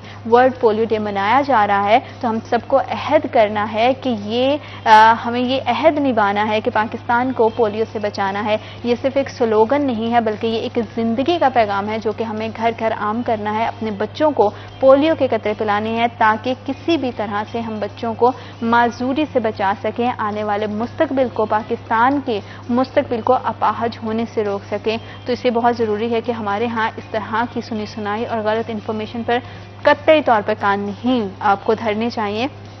और क्योंकि ये एक वायरल इन्फेक्शन है तो एक बच्चे से दूसरे बच्चे में मुंतकिल होता है, तो हम सब की कलेक्टिवली रिस्पॉन्सिबिलिटी है कि इसमें कम्युनिटी इन्वॉल्वमेंट को बढ़ाया जा सके ताकि हमारे यहाँ घर घर जब भी पोलियो टीम्स जाती हैं तो उनको वार्मली वेलकम करें। जब वो आपके दरवाजे पर दस्तक दें तो आप अपने बच्चों को पोलियो के कतरे ज़रूर पिलाएं ताकि आप अपने बच्चों की ज़िंदगी के साथ साथ आपके इर्द गिर्द जितनी भी फैमिलीज़ हैं उनके बच्चों को भी महफूज बना सकें और पाकिस्तान को पोलियो जैसे नापाक बीमारी से पाक कर सकें। इसलिए आइए आप और हम मिलकर आज ये अहद करते हैं और इस अहद को निभाते हैं और पाकिस्तान को पोलियो से पाक करते हैं, अपनी आने वाली नस्लों को इससे महफूज करते हैं। अपने बच्चों की सेहत और उनके मुस्तकबिल के लिए बेहद ज़रूरी है कि उनको पोलियो का एक कतरा ज़रूर पिलाया जाए। ये बच्चे का हक भी है और उसकी ज़िंदगी के लिए, उसकी सेहत के लिए बेहद ज़रूरी है कि वो अपनी ज़िंदगी में अच्छे तरीके से भर सके, क्योंकि अगर आपका बच्चा अपाहज होगा तो हम समझेंगे कि पाकिस्तान का मुस्तकबिल अपाहज है और हमें अपने मुल्क की खुशहाली के लिए, इसकी तरक्की के लिए अपने बच्चों की सेहत बेहद ज़रूरी है। बहुत प्यारी है बच्चे, क्योंकि वैसे बड़े प्यारे होते हैं। कोई माँ बाप ये नहीं चाहते कि उनके बच्चों को किसी भी तरह की कोई तकलीफ आए। अल्लाह ताला सबके बच्चों को महफूज रखे। पोलियो का आज का दिन है तो इस दिन को फिर से इसका अज़म यही है कि कमर कस लेनी है और पोलियो के खिलाफ हमने लड़ना है और जो भी पोलियो मुहिम हो रही है उसमें भरपूर अंदाज से अपना अपना किरदार अदा करना है ताकि हम पाकिस्तान के मुस्तकबिल को महफूज रख सकें और बच्चों को बहुत ही खुशहाल और बहुत सेहतमंद ज़िंदगी दे सकें। तो इसलिए प्लीज़ पोलियो टीम्स जब भी आपके घर तक आएँ, आपके घर के दरवाजे पे आके दस्तक दें तो उनके वार्मली वेलकम करें और खुश इखलाकी के साथ अपने घर के दरवाज़ों को पोलियो टीम्स के लिए खोलें ताकि हम पाकिस्तान के मुस्तकबिल को महफूज बना सकें। प्रोग्राम में आगे बढ़ेंगे और अपने आज के जो मौजू है वो भी बड़ा ख़ास है क्योंकि बच्चों की हमने बात की है। बच्चों के साथ माएँ वो बहुत अहम होती हैं। बच्चों के साथ हम देखते हैं कि घर में जितनी ख़वातीन हैं हमें एक औरत मुख्तलिफ तरह के रिश्तों में दिखाई देती है, माँ की सूरत में, बहन की सूरत में, बेटी की सूरत में, बीवी की सूरत में। लेकिन इन खूबसूरत रिश्तों के साथ बहुत सारी माशरे की तल्ख हकीकतें भी जुड़ी हुई हैं। हम देखते हैं कि मुख्तलिफ तरह के घरों के अंदर मसाइल, घरेलू झगड़े बहुत ज़्यादा तूल पकड़ते जा रहे हैं और फिर हद यहाँ तक नौबत आ जाती है कि ख़वातीन पर तशद्दुद भी किया जाता है। ख़वातीन को इस माशरे में किस तरह के मसाइल का सामना है, और माशरे में घर के अंदर तो जो बेज़ाब्तियाँ होती हैं, जिस तरह के हालात हो जाते हैं, सेंसिटिव वो तो है, लेकिन जैसे ही एक औरत घर से बाहर निकलती है तो उसे सबसे पहले सोशल हैरेसमेंट का सामना करना पड़ता है। सोशल हैरेसमेंट कितनी तरह की होती है, किस तरह की है? क्या सिर्फ फिजिकली किसी को हरासा करना ही हैरेसमेंट के ज़ुमरे में आता है, या आपके रवैये, आपकी बॉडी लैंग्वेज किसी को नफ्सियाती तौर पर मुतासिर कर रहे हैं, या आपकी ज़ुबान से निकलने वाले अल्फाज किसी को हरासा कर रहे हैं, जज्बाती तौर पर, नफ्सियाती तौर पर, फिजिकली तौर पर? हैरेसमेंट कितनी तरह की है, कब कब कहाँ पे, किस तरह की? ख़ास तौर पर अगर टीनेजर बच्चियों की बात की जाए तो ये बहुत इंपॉर्टेंट टॉपिक है कि बच्चों को ये समझाना चाहिए कि अगर किसी भी तरह का नागवार रवैया वो महसूस करते हैं अपने इर्द गिर्द, अपने वालिदैन को भी अलर्ट करें। और हमारा कानून कितना ज़्यादा इस लिहाज से मजबूत है, ख़वातीन के लिए किस तरह के राइट्स, किस तरह के क्लॉजेज कानून के अगर हम देखते हैं, नज़रिए से देखते हैं तो उसमें शामिल है। इसी पे हम अपने मेहमान से बात करेंगे कि ख़वातीन के हकूक़ क्या है, ख़वातीन को किस तरह के माशरे में चैलेंजेस का सामना है, हैरेसमेंट के हवाले से ख़ास तौर पर किस तरह के केसेस रिपोर्ट होते हैं, और हमारे कानून में उनके ख़वातीन की को मजबूत करने के लिए, उनको सपोर्ट देने के लिए किस तरह के कवानीन मौजूद हैं, ताकि आपको पता हो और आप अपने हक को इस्तेमाल करते हुए इस तरह की समाजी बुराइयों को रोक सकें। उसमें हमारा कानून क्या किरदार अदा कर रहा है, इस हवाले से अपनी मेहमान से बात करेंगे। हमारे साथ मौजूद है मुनीबा कमल, एडवोकेट हैं, ख़वातीन और इंसानी हकूक़ की नामवर कानूनदान हैं। अस्सलाम वालेकुम। कैसी हैं आप? खैरियत से हैं? बहुत शुक्रिया, अल्हम्दुलिल्लाह, बहुत शुक्रिया आपकी तशरीफ आवरी का। आज का जो मौजू है वो पर्सनली मैं बहुत टाइम से सोच रही थी कि हम उस पर बात करें। हमारे इर्द गिर्द बहुत सारे ऐसे इंसिडेंट हो भी रहे हैं जो कि कहीं ना कहीं हकीकत पर भी मबनी है और कहीं ना कहीं एग्जैजुरेट भी कर दिए जाते हैं, लेकिन ख़वातीन को पता होना चाहिए कि माशरे में किस तरह के चैलेंजेस हैं और उनसे किस तरह से टैकल करना है। मसाइल होते हैं लेकिन उन मसाइल का हल बेहद ज़रूरी है। सबसे पहले तो ये बताइएगा कि हैरेसमेंट की कितनी किस्में हैं? क्या सिर्फ फिजिकली हैरेसमेंट ही हरासा करना है, या इसकी मुख्तलिफ तरह की किस्में हैं, मुख्तलिफ इसकी शक्लें हैं? जी, बिस्मिल्लाहिर्रहमानिर्रहीम। फर्स्ट ऑफ ऑल तो I am thankful to you and your team कि आप लोगों ने मुझे इस टॉपिक पे बात करने का मौका दिया। एक्चुअली हैरेसमेंट की डिफरेंट काइंड्स हैं, ठीक है। डिफरेंट काइंड्स में फिजिकली भी आ जाता है, बाय लैंग्वेज आ जाता है, ठीक है।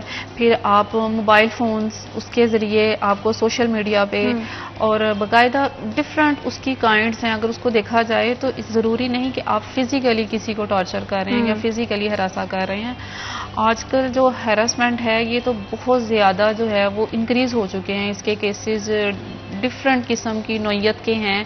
उसमें आप देखते हैं कि जब एक औरत जब घर से निकलती है ना, तो उसको मुख्तलिफ़ किस्म की रुकावटों का सामना करना पड़ता है, मुख्तलिफ़ किस्म के मसाइल का सामना करना पड़ता है। हैरेसमेंट जैसी आ जाती है, वर्क प्लेस हैरेसमेंट भी आ जाती है, ठीक है। जब एक खातून घर से काम करने निकलती है तो जब वो घर से निकलती है ना तो उधर से ही हैरेसमेंट शुरू हो जाती है। उसे मुख्तलिफ़ लोगों की बातें, चहम गोइयाँ, इस किस्म की बातें होना स्टार्ट हो जाती हैं। इस किस्म के अल्फाज पुट किए जाते हैं कि खातून वहीं पर थोड़ा सा जो है ना वो परेशान हो जाती है, ठीक है। लेकिन खुद को मजबूत बनाएं, खुद को इस कदर अपने अंदर करेज पैदा करें कि नहीं, आपका जो वे है वो स्ट्रेट है, आपने चलना है। आप अपना एक एम, एक इमेज लेकर चलें तो कोई भी जो है, कोई भी शख्स वो आपको जो है वो रोक नहीं सकता आपको अपने एम अचीव करने में, ठीक है। तो हैरेसमेंट के हवाले से मुख्तलिफ़ किस्म के अदारे हैं जो इस चीज़ को देख रहे हैं। ओम्बड्समैन, वुमेन ओम्बड्समैन ने इदारा बना दिया गया है बाकायदा, वो फीमेल्स के केसेस को डील करता है। फिर सेशन कोर्ट है, इसमें आप मूव कर सकते हैं। मुतलका आप जो है डिस्ट्रिक्ट में ऑफिसर बिठा दिया गया है, आप उसमें अपनी कंप्लेंट फाइल कर सकते हैं। डिफरेंट तरीके हैं, लेकिन अनफॉर्चुनेटली हमारी खातून जब हैरेसमेंट का शिकार होती है तो वो उसको इतनी ज़्यादा प्रॉब्लम्स होती है कि वो अपना जो है वो मैटर किसी से डिस्कस ही नहीं कर पाती। सबसे बड़ा तो मेन इशू ये आ जाता है। हाँ, ये है कि हमारे यहाँ इस तरह की कम्युनिकेशंस नहीं होती हैं। हम इसमें आज भी बहुत हेजिटेट फील करते हैं। हम इसके गुफ्तगू के जाएं और कम्युनिकेशन के हवाले से हम बात करें, उससे पहले आपने अपने जिक्र किया कि जैसे ही खातून घर से बाहर निकलती है हैरेसमेंट का सिलसिला जारी हो जाता है। तो मुनीबा साहब, क्या सिर्फ घर के बाहर हैरेसमेंट होती है? फैमिलीज के अंदर भी हमने बहुत सारे ऐसे वाकयात देखे हैं, बहुत सारी ऐसी रिपोर्ट सुनी है कि घर के अंदर भी अब हैरेसमेंट जो है वो बड़ी आम हो चुकी है, किसी को हरासा करना। तो खवातीन के हवाले से तो हम बात कर रहे हैं, लेकिन जाहिर बात है खातून है तो वो अकेली तो घर में नहीं रहती हैं, उनके इर्द गिर्द और भी बड़े सारे रिश्ते हैं। वालिदैन का आपके इर्द गिर्द रहने वाले रिश्तों का कितना ज़्यादा ज़रूरी है कि वो इस चीज़ को बागौर देखें कि कौन घर में जो आ रहा है लोग, उससे कहीं हमारा बच्चा तो मुतासिर नहीं हो रहा है। पहले हम टीनेजर बच्चों की बात कर लेते हैं, क्योंकि बहुत सारे ऐसे वाक़यात हमारे सामने आते हैं हरासगी के हवाले से। तो हरासमेंट घरों के अंदर किस हद तक है? घरों के अंदर भी ज़ाहरी बात है कि हैरेसमेंट जब घर से निकलते हैं तब तो स्टार्ट होती है, लेकिन घरों में भी बहुत ज़्यादा होती है। समटाइम बच्चों को जो है वो काफ़ी ज़्यादा प्रेशराइज किया जाता है, आपके इर्द गिर्द के लोग जो हैं वो बहुत ज़्यादा आपको डिस्टर्ब करते हैं। फिर फीमेल्स के हवाले से मैं बात करूँगी, फीमेल्स को बहुत ज़्यादा हरासा किया जाता है। जब एक खातून जब उसकी शादी कर दी जाती है तो जो मेल हजरात हैं वो अपने आप को, मैं ये तो नहीं कहूँगी कि वो बहुत बुरे हैं, कुछ लोग अच्छे भी हैं और कुछ लोग बुरे भी हैं, ठीक है, लेकिन अपनी ही वाइफ को वो टॉर्चर करते हैं, बात बात पे उसके साथ झगड़ा करना, ठीक है, ऐसे बहुत ज़्यादा केसेस आते हैं। गालम गलोच करना, उसको डिफरेंट तरीके से टॉर्चर किया जाता है, परेशान किया जाता है, वायलेंस किया जाता है, तो ये भी एक हैरेसमेंट में ही आ जाता है, ठीक है ना। तो जब इस किस्म के प्रॉब्लम्स क्रिएट होंगे तो फिर फीमेल्स जो हैं वो घर से निकलती हैं, फिर कोर्ट्स का रुख इख्तियार करती हैं, लेकिन हमारे माशरे में उस खातून को भी अच्छा नहीं समझा जाता जो अपने हकूक़ की आवाज़ बुलंद करती है। उस औरत को अच्छा ही नहीं समझा जाता कि हाँ हाँ ये तो कचहरी चलेगी या ये कोर्ट्स चलेगी या क्यों चलेगी, ये शायद अच्छी खातून नहीं है। हालांकि अपने राइट्स के लिए खातून को निकलना चाहिए, बाहर निकले। जब वो अपना राइट ही नहीं ले सकेगी तो वो माशरे में क्या कर सकेगी, ठीक है। एक औरत जो है वो उसने हर तरह से रोल अदा करना है सोसाइटी में, ठीक है। उसने एक छोटे बच्चे से लेकर अपने घर की फैमिलीज की रिस्पॉन्सिबिलिटीज फुलफिल करनी है, ठीक है। अपने बच्चे को इस काबिल बनाना है, वो तभी अपने बच्चे को करेज देगी जब खुद वो करेजियस होगी, ठीक है। तो जब उसमें खुद इतनी करेज नहीं होगी कि वो बात कर सके, अपने हकूक़ की बात कर सके, अपने लिए बोल सके, अपनी आवाज़ बुलंद कर सके, अपने लिए घर से निकल सके, तो वो अपनी सोसाइटी को कैसे जो है वो डेवलप करेगी, ठीक है। वुमेन्स जो हैं वो मेरे ख्याल से वुमेन जो कर रही है माशरे में, हमारा रोल जो एक खातून रोल प्ले कर रही है ना, वो मेरे ख्याल से कोई भी नहीं कर सकता। आप देखें फीमेल जो है वो एक लॉयर भी है, एक डॉक्टर भी है, ठीक है, एज अ डायरेक्टर भी हैं, तो डिफरेंट रोल प्ले कर रही है, लेकिन वो अपनी फैमिली को भी साथ में मेंटेन करती है, अपनी जॉब को भी मेंटेन करती है, वो हर काम में आगे है, ठीक है। और एक ये खातून ही ये काम कर सकती है बनिस्बत मेल के। मेल का काम है सिर्फ घर से निकलना, अर्न करना, ठीक है। बहुत सारे मेल्स को भी बहुत सारी प्रॉब्लम्स का सामना होता है। हम आज की डिस्कशन का हरगिज़ ये मतलब नहीं है कि हम सिर्फ ये कह रहे हैं कि खवातीन को माशरे में बहुत सारे प्रॉब्लम्स फेस करने पड़ते हैं। खवातीन और मर्द दोनों को करना पड़ता है, पैरेलल दोनों की जिंदगियां हैं, दोनों की जिंदगियों में अपने अपने मामलात हैं, लेकिन किस तरह से हरासगी होती है, उस हरासमेंट को काबू पाना, उसके हवाले से क्या कवानीन मौजूद हैं और किस तरह से आप एक बेहतर अंदाज से, क्योंकि किसी भी तरह के गैर मुनासिब एहतजाज, हड़ताल या किसी तरह की कंपेन्स को मैं बिल्कुल एंडोर्स नहीं करती हूँ, लेकिन एक सही तरीकेकार है उस पर चलना बहुत ज्यादा जरूरी है। वो तरीकेकार क्या है उसी हवाले से हम आपको बताएंगे, लेकिन right after this break.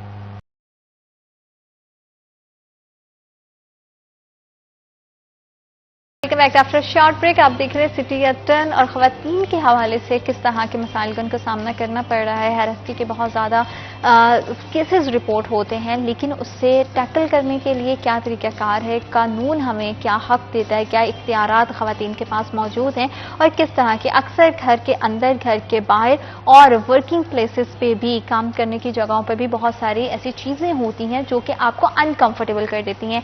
Uncomfortable कर देने का मतलब ही यही है कि आपको कोई हरासा करने की कोशिश कर रहा है। वो अपने सिर्फ बॉडी लैंग्वेज से हो सकता है, वो जुबान से निकले हुए अल्फाज की वजह से हो सकता है, जरूरी नहीं है कि कोई आके आपको फिजिकली टच करे तो ही आपको हरासमेंट हो रही है। हरासमेंट मुख्तलिफ तरह की होती है जो कि आपके जहन को, आपके जज्बात को या आपकी मौजूदगी किसी जगह पर उसको बहुत ज़्यादा अनकंफर्टेबल बना दे और आपको लगे कि मुझे यहाँ पे अच्छा नहीं लग रहा है। तो इस तरह की चीज़ें हैं, अगर इस तरह के कोई भी वाक़यात होते हैं तो उसको बिल्कुल कतई तौर पर नज़रअंदाज ना किया करें। करें और ख़वातीन के लिए हमारे पास किस तरह के कानून मौजूद हैं, क्या एक्ट्स मौजूद हैं, उस हवाले से हम जानेंगे मुनीबा साहिबा से कि पंजाब वुमेन प्रोटेक्शन एक्ट 2016 ये एक्ट क्या है और किस तरह से हम इस एक्ट के तहत अपने आप को महफूज बना सकते हैं, हरासगी, तशद्दुद या दीगर तरह के ख़वातीन के हवाले से जो मसाइल हैं माशरे में उसको हम टैकल कर सकते हैं। मुनीबा साहब, ये एक्ट क्या है, पंजाब वुमेन प्रोटेक्शन एक्ट 2016, इसके बारे से बताइएगा। हाँ जी, इसमें जो है ना वाज़ह तौर पे जो है वो वुमेन्स के जो हैं वो राइट बता दिए गए हैं कि एक वुमेन जो है उसको राइट है, फ्रीडम है कि वो अपने राइट के लिए बात करे, ठीक है। उसके लिए मुख्तलिफ इदारे बना दिए गए हैं।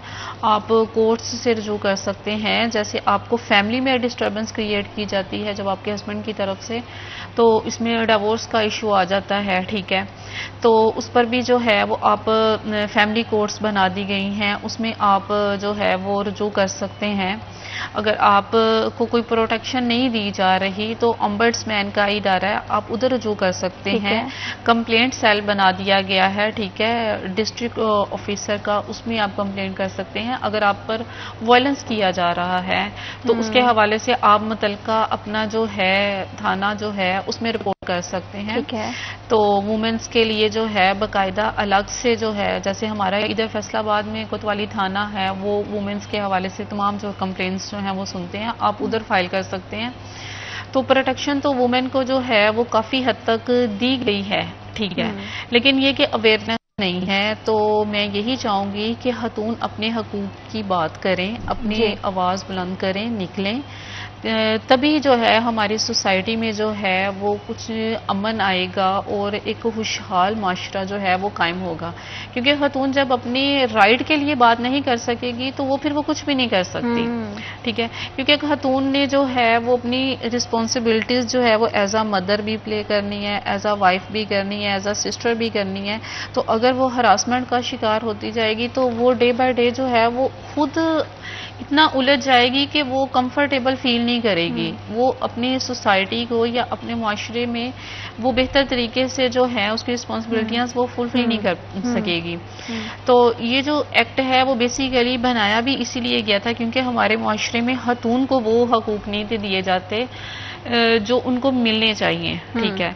देखिए, विरासत में जो हिस्सा है खातून का बेशक एक पर रख दिया गया है, मर्द का 2 है, लेकिन जो है खातून का जो है वो एक हिस्सा दिया गया है, लेकिन उससे भी औरत को महरूम किया जाता है, ठीक है। तो उसके लिए जो हैं वो सिविल कोर्ट्स हैं, फीमेल्स जो हैं उसमें जो है वो कंसल्ट कर सकती हैं, उसमें रजू कर सकती हैं। आप आए कोर्ट्स में, अपना केस फाइल करें, अपनी फाइट करें, तो आपको ज़रूर जो है ना वो उसमें रिलीफ मिलता है, मतलब कि दिया भी जाता है। वुमेन प्रोटेक्शन एक्ट के अंडर आपको हर तरह का तहफ़्फ़ुज़ है, चाहे आपको तशद्दुद के वाक़यात की सूरत में है, घरेलू कोई मसला है आपको या हरासगी के हवाले से, तो ये एक एक्ट आपके तमाम मसाइल को कवर करता है। बिल्कुल, ये तमाम मसाइल को कवर करता है और इससे हुए भी हैं। फीमेल्स कई जो हैं वो निकलती हैं घरों से, मेरे पास खुद ऐसे केसेस आते हैं कि फीमेल्स जो हैं वो आती हैं, अपने जो है वो राइट की बात करती हैं, तो उनको उनका राइट दिलवाया जाता है बाकायदा। क्योंकि ज़्यादा आप माशाल्लाह से वैसे तो आपकी एक्सपर्टीज़ बहुत सारे डिफरेंट डोमेन में भी है, डिफरेंट तरह के केसेस देखते हैं, लेकिन आपकी जो एक्सपर्टिंग है, जो आपकी मेन डोमेन है वो ख़वातीन के हवाले से है। तो अभी की मौजूदा अगर सूरत हाल देखें तो आपके अगर एक्सपीरियंस पे या आपके क्लाइंट की अगर हम बात करें तो ज़्यादा रेशो किस तरह की ख़वातीन की है, किस तरह के मसाइल के साथ वो आती हैं, क्या मसाइल सबसे ज़्यादा उनको फेस करने पड़ रहे हैं? अभी के अगर हम टॉप 2 या टॉप 3 चैलेंजेस देखें जो ख़वातीन के ज़्यादा केसेस रिपोर्ट होते हैं, वो किस हवाले से हैं? सबसे ज़्यादा जो केसेस आ रहे हैं वो डिवोर्स के, खुला के केसेस आ रहे हैं, अच्छा, ठीक है। उसकी रीज़न ये है कि वो आप में जो है वो कंप्रोमाइजिंग सिचुएशन नहीं है, ठीक है, इमोशनल होना, ठीक है। ये एक मेल भी जो है उनकी तरफ से भी आ जाता है, फीमेल की तरफ से भी आ जाता है, ठीक है। मेल्स जो हैं वो इस चीज़ को नहीं, फीमेल्स को जो है वो जैसे उन्हें ट्रीट करना चाहिए वो वैसे नहीं कर पाते, और फीमेल्स को जैसे उनको ट्रीट करना चाहिए उनको नहीं कर पाते। जब वो अंडरस्टैंडिंग पोजीशन में नहीं होते, ठीक है, एक दूसरे के साथ कंप्रोमाइज़ नहीं करते, तो फिर इस तरह के केसेस बहुत ज़्यादा इंक्रीज होते हैं। फिर सेकंड ये भी आ जाते हैं कि जब आप इकोनॉमिकली जब आप नहीं होंगे, स्टैंड नहीं होंगे, या आपको ये हमारे अनएम्प्लॉयमेंट इतनी ज़्यादा हमारी सोसाइटी में हो चुकी है, क्राइसिस भी इसकी बड़ी वजह है। हाँ जी, वो भी बिल्कुल है। अनएम्प्लॉयमेंट की वजह से जब आप अपनी वाइफ को उसकी ख्वाहिशात को पूरा नहीं कर सकते, हालांकि खातून की इतनी ज़्यादा ख्वाहिशात नहीं होती, उसको यही होता है कि चलें ठीक है, जो सारी बात कपड़ा जूती ये सब कुछ तो हर किसी की डिमांड होती है, लेकिन उसको सबसे ज़्यादा जो मेन इशू आता है कि मेरे बच्चों की ख्वाहिशात नहीं पूरी की जा रही, उसकी स्कूलिंग नहीं की जा रही बेहतर तरीके से, उसको नहीं मेंटेनेंस दिया जाता, तो फिर उसके मेंटेनेंस के हवाले से भी केसेस आते हैं। जब भी एक खातून आती है वो सबसे पहले ये कहती है कि जी वो मुझे खर्चा नहीं देता, ठीक है, तो उसके लिए भी कानून मौजूद है, फैमिली एक्ट है बाकायदा, तो उसके मुताबिक उसका मेंटेनेंस जो है। तो हो सकता है ना कि खवातीन बहुत ज्यादा एक्सपेक्टेशंस रख रही होती हैं ग्राउंड रियलिटी से, बहुत सारे घरों के, जितना मेरा इर्द गिर्द थोड़ी ऑब्जर्वेशन है, क्योंकि आपकी तो माशाल्लाह से फील्ड है, तो आप तो मुख्तलिफ, आप तो डीपली इन चीजों को देखती होंगी। बाज़ औक़ात पे खवातीन भी शायद मसाइल को अपने लिए खुद बहुत ज्यादा बढ़ा लेती हैं। बिल्कुल वहाँ पे विमेन ट्रेनिंग और विमेन को समझाने की भी बहुत ज्यादा जरूरत है कि how to excel in the present situation, की करंटली जो भी सिचुएशन है उसमें किस तरह से हम कर सकते हैं, क्योंकि हम हर केस में हम ये नहीं कह सकते कि मर्द हजरात की गलती है, कुछ चीजें फैक्ट बेस्ड हैं, उस पर भी बात करना बहुत ज्यादा जरूरी है। खवातीन की एक्सपेक्टेशंस या खवातीन के खुद के, हम जो सब कॉन्शियसनेस में बहुत सारी चीजें करते हैं, ओवर थिंकिंग, जैसे आपने फाइनेंशियल क्राइसिस की बात की है, ये सिर्फ किसी एक घर का मसला नहीं है, पूरा पाकिस्तान इसको फेस कर रहा है। फैसलाबाद की बहुत सारी फैमिलीज हैं जो इसको फेस कर रही हैं। तो इस सिचुएशन में आप क्या उनको काउंसलिंग भी आप करती हैं? अगर करती हैं तो क्या आपका तरीक़ेकार रहता है ताकि खवातीन जो बहुत सारी हमें देख रही हैं वो घर पे बैठ के इस चीज़ को रियलाइज़ कर पाएं कि वो अपने तौर पे कैसे मामला को बेहतर कर सकती हैं? जी, मैं इस हवाले से भी काउंसलिंग करती हूँ, बल्कि ये रिसेंट ही लास्ट वीक में मेरे पास एक मैटर आया था, तो वो दोनों उनकी दोनों के छोटे छोटे बच्चे थे, तो मेरे पास आए कि हमने ना डिवोर्स, वो लड़का कहता जी मैंने इसको डिवोर्स देनी है, लड़की भी कहने लगी जी ये मुझे कह रहा है तो मैंने देनी है। मैंने कहा आखिर रीजन क्या है? हाँ। कि जी ये प्रॉपर तरीके से काम नहीं करता, मुझे खर्चा नहीं देता। वो कहता जी मैं इसको खर्चा देता हूँ, ठीक है। फिर उन दोनों को, आप बिलीव करें, मैंने उन 2 घंटे उन दोनों को इतना समझाया, इतनी उनकी काउंसलिंग की कि मैंने फिर उनको समझाने के बाद मैंने कहा देखिए आपके छोटे बच्चे हैं, आप दोनों जो हैं सेटल हो जाएंगे, एडजस्ट हो जाएंगे, लेकिन ये छोटे बच्चे जो हैं इनका फ्यूचर तबाह हो जाएगा, इनको पेरेंट्स नहीं मिलेंगे, ना इनको वालदा मिलेगी अगर ये वालिद के पास चले जाते हैं, अगर वालदा के पास चले जाते हैं इनको फादर नहीं मिलेगा, ठीक है। तो ये चीज़ है, आप इनका फ्यूचर देखें, खुद को छोड़ें। क्या आपको इनकी बद्दुआएं, इनकी सिस्कियां जीने देंगी या खुशहाल रहने देंगी? वो फिर फीमेल के माइंड में ये बातें सारी क्लिक की। मैंने उनको दोनों को इतना समझाया, और इवन के मैंने उनको अलग बैठाया एक रूम में। मैंने कहा आप लोग अलग बैठो, एक दूसरे के साथ डिसाइड करो। में बहुत बार ऐसा भी होता है कि हम अपने मामला आपस में डिस्कस नहीं कर रहे होते हैं, बात ना करने की वजह से भी बहुत सारे मसाइल बढ़ जाते हैं, बहुत ज्यादा प्रॉब्लम्स होती हैं, चाहे वो फिर तशद्दुद के वाकयात हो, चाहे वो हरासगी के हवाले से बात हो, चाहे वो घरेलू मामलात हो, किसी भी तरह का लड़ाई झगड़ा, बच्चों के हवाले से जो अभी इन्होंने बात की है कि डाइवोर्स रेशो बहुत ज्यादा बढ़ी है। इसका सबसे कॉमन फैक्टर फाइनेंशियल इश्यूज तो हैं ही हैं, लेकिन कम्युनिकेशन गैप भी है। तो कम्युनिकेशन को स्मूथ करने से हम अपने मसाइल को कैसे बेहतर अंदाज से हल कर सकते हैं, इस हवाले से भी हम बात करेंगे वक्त छोटी सी ब्रेक का। हमारे साथ रहिएगा, आप देख रहे हैं सिटी एट 10।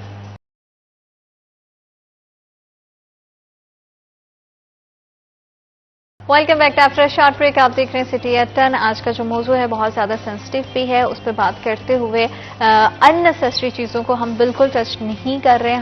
हमें टू द पॉइंट रह के सिर्फ इस मैसेज को हम करना है कि अगर आपको किसी भी तरह की प्रॉब्लम फेस करनी पड़ रही है तो एटलीस्ट अपनी आवाज़ उस पर ज़रूर उठाएं। हमारे कानून ने हमारी ख़वातीन के तहफ़्फ़ुज़ के लिए बहुत सारे एक्ट्स, बहुत सारी ऐसी बहुत सारे ऐसे कानून बनाए हुए हैं जो कि हमारी तहफ़्फ़ुज़ के लिए, हमारी प्रोटेक्शन के लिए।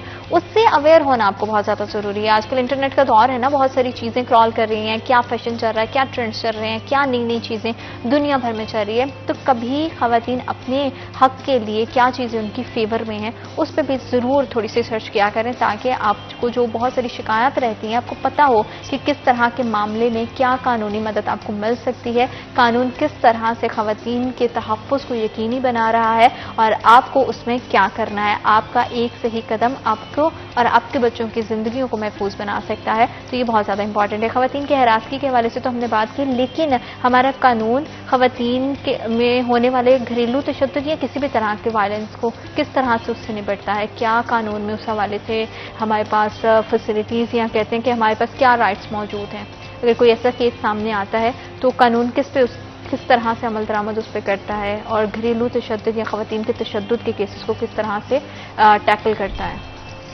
जी जी, इसमें जो है डोमेस्टिक वायलेंस आ जाता है, इसमें प्रॉपर एक्ट जो है वो बनाया गया है। तो उसका जो है वो तरीक़ाकार है कि आप अपनी जो है वो एप्लीकेशन मूव करें। ठीक है, अपना मुतलका थाने में कर सकते हैं और वुमेन्स ओम्बड्समैन है उसमें कर सकते हैं। ठीक है, फिर कोर्ट्स हैं उधर आप रुजू कर सकते हैं। तो इसमें यही तरीकाकार है कि आप एक बार निकलें, अपनी कंप्लेन लेकर निकलें तो है ना, जब वायलेंस आप बर्दाश्त करते जाएं, बियर करते जाएं, तो फिर तो घर बैठे कुछ नहीं होगा, आप मजीद वायलेंस का शिकार होंगे। अच्छा, ये चीज़ें तो आपने डिस्कस कर दी, इसकी वजूहात भी बता दी, अभी आपने कंप्लेन दर्ज करने के हवाले से बताई है। तो बहुत सारी, आई एम श्योर मुझ समेत बहुत सारी ख़वातीन ऐसी हैं जिनको एक प्रॉपर तरीके का नहीं पता है, पुलिस स्टेशन तक चले जाना, फिर नेक्स्ट प्रोसीजर क्या हो। तो आप हमारे पास मौजूद हैं, तो मैं ज़रूर चाहूँगी कि आप मेरी ऑडियंस को भी ये बात ज़रूर बताएं, ख़ासतौर पर ख़वातीन को, ताकि अगर हमें किस तरह का प्रॉब्लम है तो किस तरह से हम केस फाइल कर सकते हैं, क्या तरीक़ेकार है, घर पे बैठी हुई एक खातून किस तरह से कानून की मदद ले सकती है। जी, उसका फर्स्ट स्टेप यही होता है कि आप सबसे पहले तो अपनी एप्लीकेशन आप SHO को मूव करें। सेकंड उसके पास होता जो है आपका रेलिवेंट आपका पुलिस स्टेशन है, रेलिवेंट पुलिस स्टेशन जो है उधर आप जा सकते हैं। उसके बाद जो है CPO है उसके पास अपनी कंप्लेंट, अगर देन वो भी आपकी हेल्प नहीं करते तो फिर इसमें हम हरासमेंट की रिट पिटीशन आ जाती है जो सेक्शन 22A 22B के तहत होती है, कि उसमें हम करते हैं कि FIR के अंदराज के लिए, ठीक है, हम वो पिटीशन फाइल कर देते हैं सेशन कोर्ट में। सेशन कोर्ट, हाँ जी, वो आप थ्रू प्रॉपर चैनल जो है वो आप थ्रू लॉयर कर सकते हैं, वो आप खुद से नहीं कर सकते। तो एप्लीकेशन तो आप खुद से भी मूव कर सकते हैं, अगर आपको सुना जाए बाकायदा तौर पे SHO लेवल पे या CPO लेवल पे अगर सुना जाता है तो गुड, वो आपकी FIR, सम टाइम होता है कि वायलेंस इस किस्म का होता है कि वो FIR का अंदाज कर देते हैं, लेकिन अब मोस्टली ऐसे केसेस होते हैं कि वो बिलीव नहीं करते, क्योंकि कुछ ख़वातीन ने खुद ही इस काम को ऐसा बिगाड़ दिया कि वो सम टाइम जो है वो इतना ज़्यादा उनका अपना ही कसूर होता है कि वो अपने कपड़े फाड़ के और अपने ऊपर मुख्तलिफ तरीकों से जो है वो बोगस केसेस बनाकर पहुंच जाती हैं। तो वो सम टाइम जो है वो फिर पुलिस स्टेशन वाले इसमें नहीं हेल्प करते, तो जो यानी कि एक जेन्युइन केस बनता होता है, ठीक है, तो उसके लिए प्रॉपर यही होता है कि आप 22A 22B के तहत जो है वो पिटीशन दायर करें सेशन कोर्ट में। वो भी मुतलका जो है एडिशनल सेशन भी सुनता है उसको, या सेशन जज साहब सम टाइम अपने पास ही वो केस रख लेते हैं, तो फिर उसमें गवाहान की मौजूदगी में जो है वो फिर FIR का जो है ना वो ऑर्डर कर दिया जाता है। अगर सेशन कोर्ट तक आप रुजू करते हैं देन आपके केस को प्रोसीड करने के लिए वकील भी कोर्ट की तरफ से आपको दिया जाता है या फिर वो आपको खुद से? नहीं, वो खुद से आपको वकील जो है वो खुद से एंगेज करना पड़ता है। इब्तदाई तरीकेकार ये है कि आप अपने कोई भी रेलिवेंट पुलिस स्टेशन के SHO से जाके राब्ता करेंगे, अगर वहाँ पे इन केस आपकी FIR रिपोर्ट नहीं होती, आप CPO, और अगर फिर भी नहीं उसका केस का इंतराज हो रहा तो आप सेशन कोर्ट से जाके रुजू कर सकते हैं। फिर फर्दर जो भी उसकी प्रोसीडिंग होगी उसको आगे लेकर चलेंगे। बोगस केसेस की शरह कितनी ज़्यादा है मुनीबा, कितनी ज़्यादा फेक केसेस सामने आते हैं और इसके खिलाफ हमारे पास क्या कानून मौजूद है? क्योंकि देखें, अगर कानून हमें फैसिलिटेट कर रहा है तो इस तरह के कानून से बिल्कुल कतई तौर पर ये इजाज़त नहीं है कि उसको गलत इस्तेमाल किया जाए या फिर आप अपने खातून होने का गलत फ़ायदा उठाएं और किसी की नाहक किसी को आप प्रॉब्लम किसी के लिए क्रिएट करें। फेक केसेस कितने ज़्यादा, इनकी क्या शरह है और इनके खिलाफ किस तरह से कानून में क्या सज़ा मौजूद है या क्या कार्रवाई की जाती है? 5% के राउंड बोर्ड जो है ना, ये इस किस्म के केसेस जो हैं वो हैं बोगस किस्म के, जो बना दिए जाते हैं। क्योंकि आपको पता है ये सोशल मीडिया का दौर है, बिल्कुल, ठीक है। तो सोशल मीडिया की वजह से लोग अब इतने ज़्यादा एक्टिव हो चुके हैं और उनकी अवेयरनेस इतनी ज़्यादा हो चुकी है और फीमेल्स में भी इस किस्म की करेज आ चुकी है कि कुछ जो हैं वो अपने कवानीन का जो है वो गलत इस्तेमाल करते हैं। तो उनके लिए भी बाकायदा अगर वो गलत इस्तेमाल उनका किया जाता है तो उसके लिए भी है कि उनको बाकायदा उस चीज़ से निपटना पड़ता है। जाहिर बात है कि जब आप एविडेंस में जाते हैं तो एविडेंस कलेक्ट करेंगे, तो उस किस्म की एविडेंस जब आप नहीं कलेक्ट कर पाएंगे तो डेफिनेटली वो आपका जो है वो सच और झूठ है वो सामने आ जाएगा, ठीक है। तो काफ़ी हद तक इस किस्म के भी केसेस हैं और कुछ जेन्युइन भी हैं, ठीक है। जो जेन्युइन केसेस होते हैं, और मैं इस बात पे हैरान हूँ कि जो जेन्युइन केसेस होते हैं वो लोग कम निकलते हैं घरों से।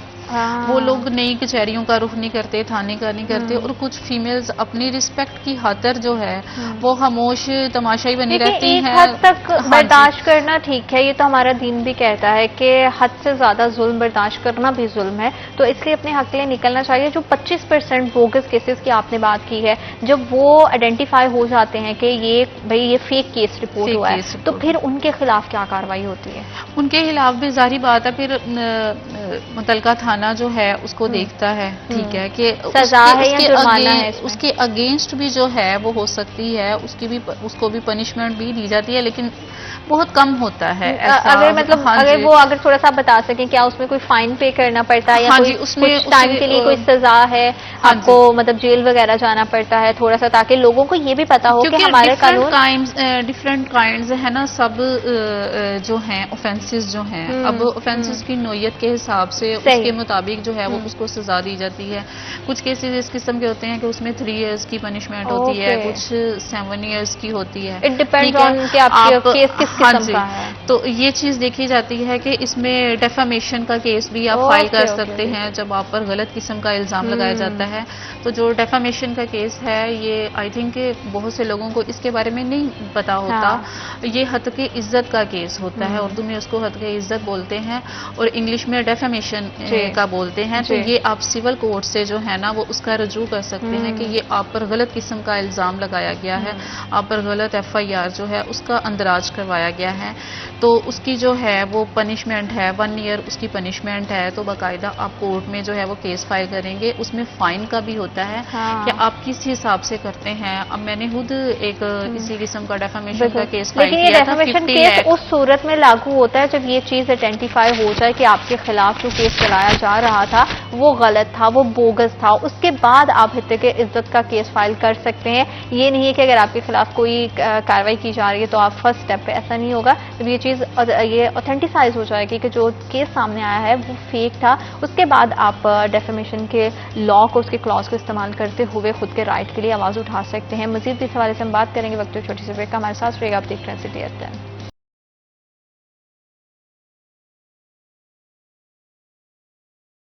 Welcome back after short break. आप देख रहे हैं सिटी एट 10 और खवातीन की हिरासत के हवाले से हमने बात की। घरेलू तशद्दुद होते हैं तो किस तरह से आप चाह के कानून का सहारा ले सकते हैं, आपको क्या तरीक़ेकार है जिससे आप रिपोर्ट दर्ज करवा सकते हैं, FIR को परस्यू करने का क्या तरीक़ेकार है, वो तमाम चीज़ें हमने आपको बताई। लेकिन बहुत बार ऐसा भी होता है कि बहुत सारी खवातीन फाइनेंशियली क्योंकि स्ट्रॉन्ग नहीं होती हैं तो उनको लगता है कि शायद वो अपने हक के लिए आवाज़ नहीं उठा सकती।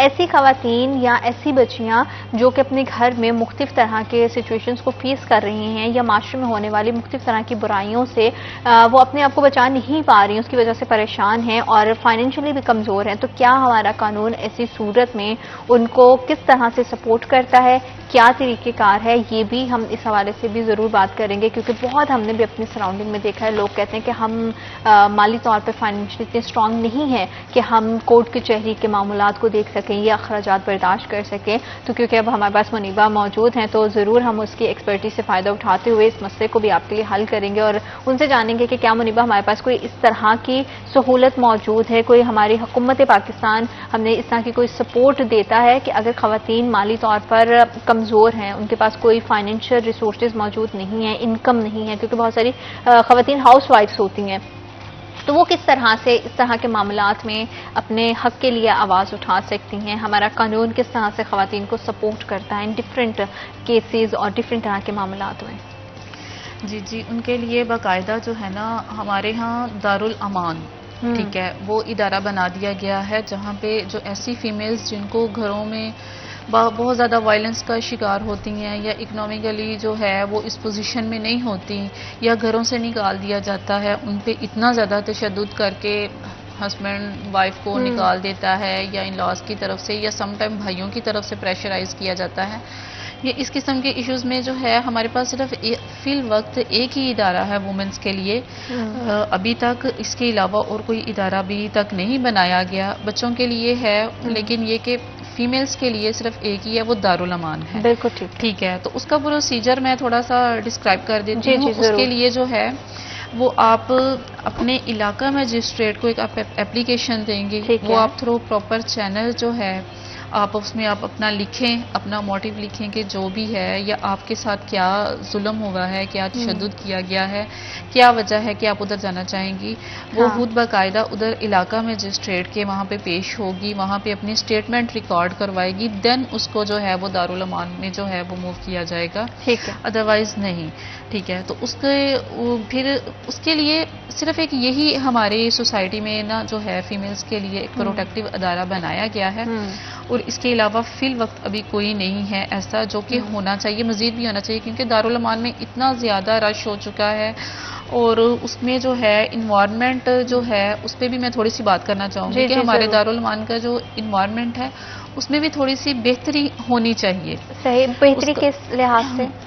बेहतरी यानी कि इन्वायरमेंट के लिहाज से होनी चाहिए, वहाँ के जो है वो स्टाफ मेंबर के हवाले से होनी चाहिए, वहाँ पे फीमेल्स को प्रोटेक्ट तो किया जाता है, उनको पनाहगाह तो दी जाती है, ठीक है, लेकिन उनके साथ वैसा सलूक नहीं किया जाता जैसा होना चाहिए, एक फैमिली मेंबर की तरह ट्रीट नहीं किया जाता। हाँ जी, यानी कि वहाँ के जो लोग हैं, जो वहाँ के मुतलका जो हैं वो ऑफिसर्स जो हैं या स्टाफ हैं, उनको चाहिए कि अपने बिहेवियर में पोलाइटनेस लाएं, क्योंकि जो लोग पहले ही एक सताई हुई हतून जो है वो उधर जा रही है, तो ऑलरेडी उधर भी उसको प्रेशराइज किया जाए, उसे अच्छे तरीके से ट्रीट ना किया जाए, तो वो भी अच्छी बात नहीं है।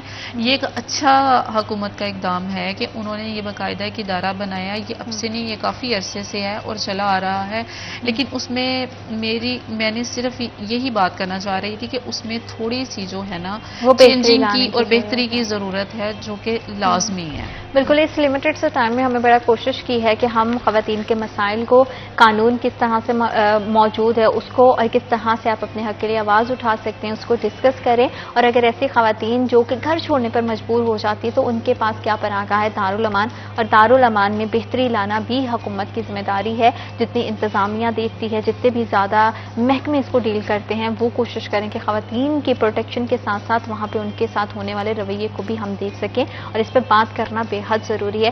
तालीम के ज़रिए आगाही देना सबसे इम्पॉर्टेंट चीज़ है, तो तालीम को और इस तरह की आगाही को आम करें। हम सबकी भी एक छोटी सी कोशिश थी, मेरी और मेरी टीम की भी, कि आप तक ये पैगाम पहुंचाया जा सके। Thank you so much Muniba कि आपने अपना कीमती वक्त हमें दिया, और अल्लाह ताला आप सबके लिए बहुत सारी आसानियां पैदा करे। अपना बहुत ज़्यादा ख्याल रखिएगा। बिशर्ते ज़िंदगी, कल दोबारा आपसे मुलाकात होगी। अल्लाह निगहबान।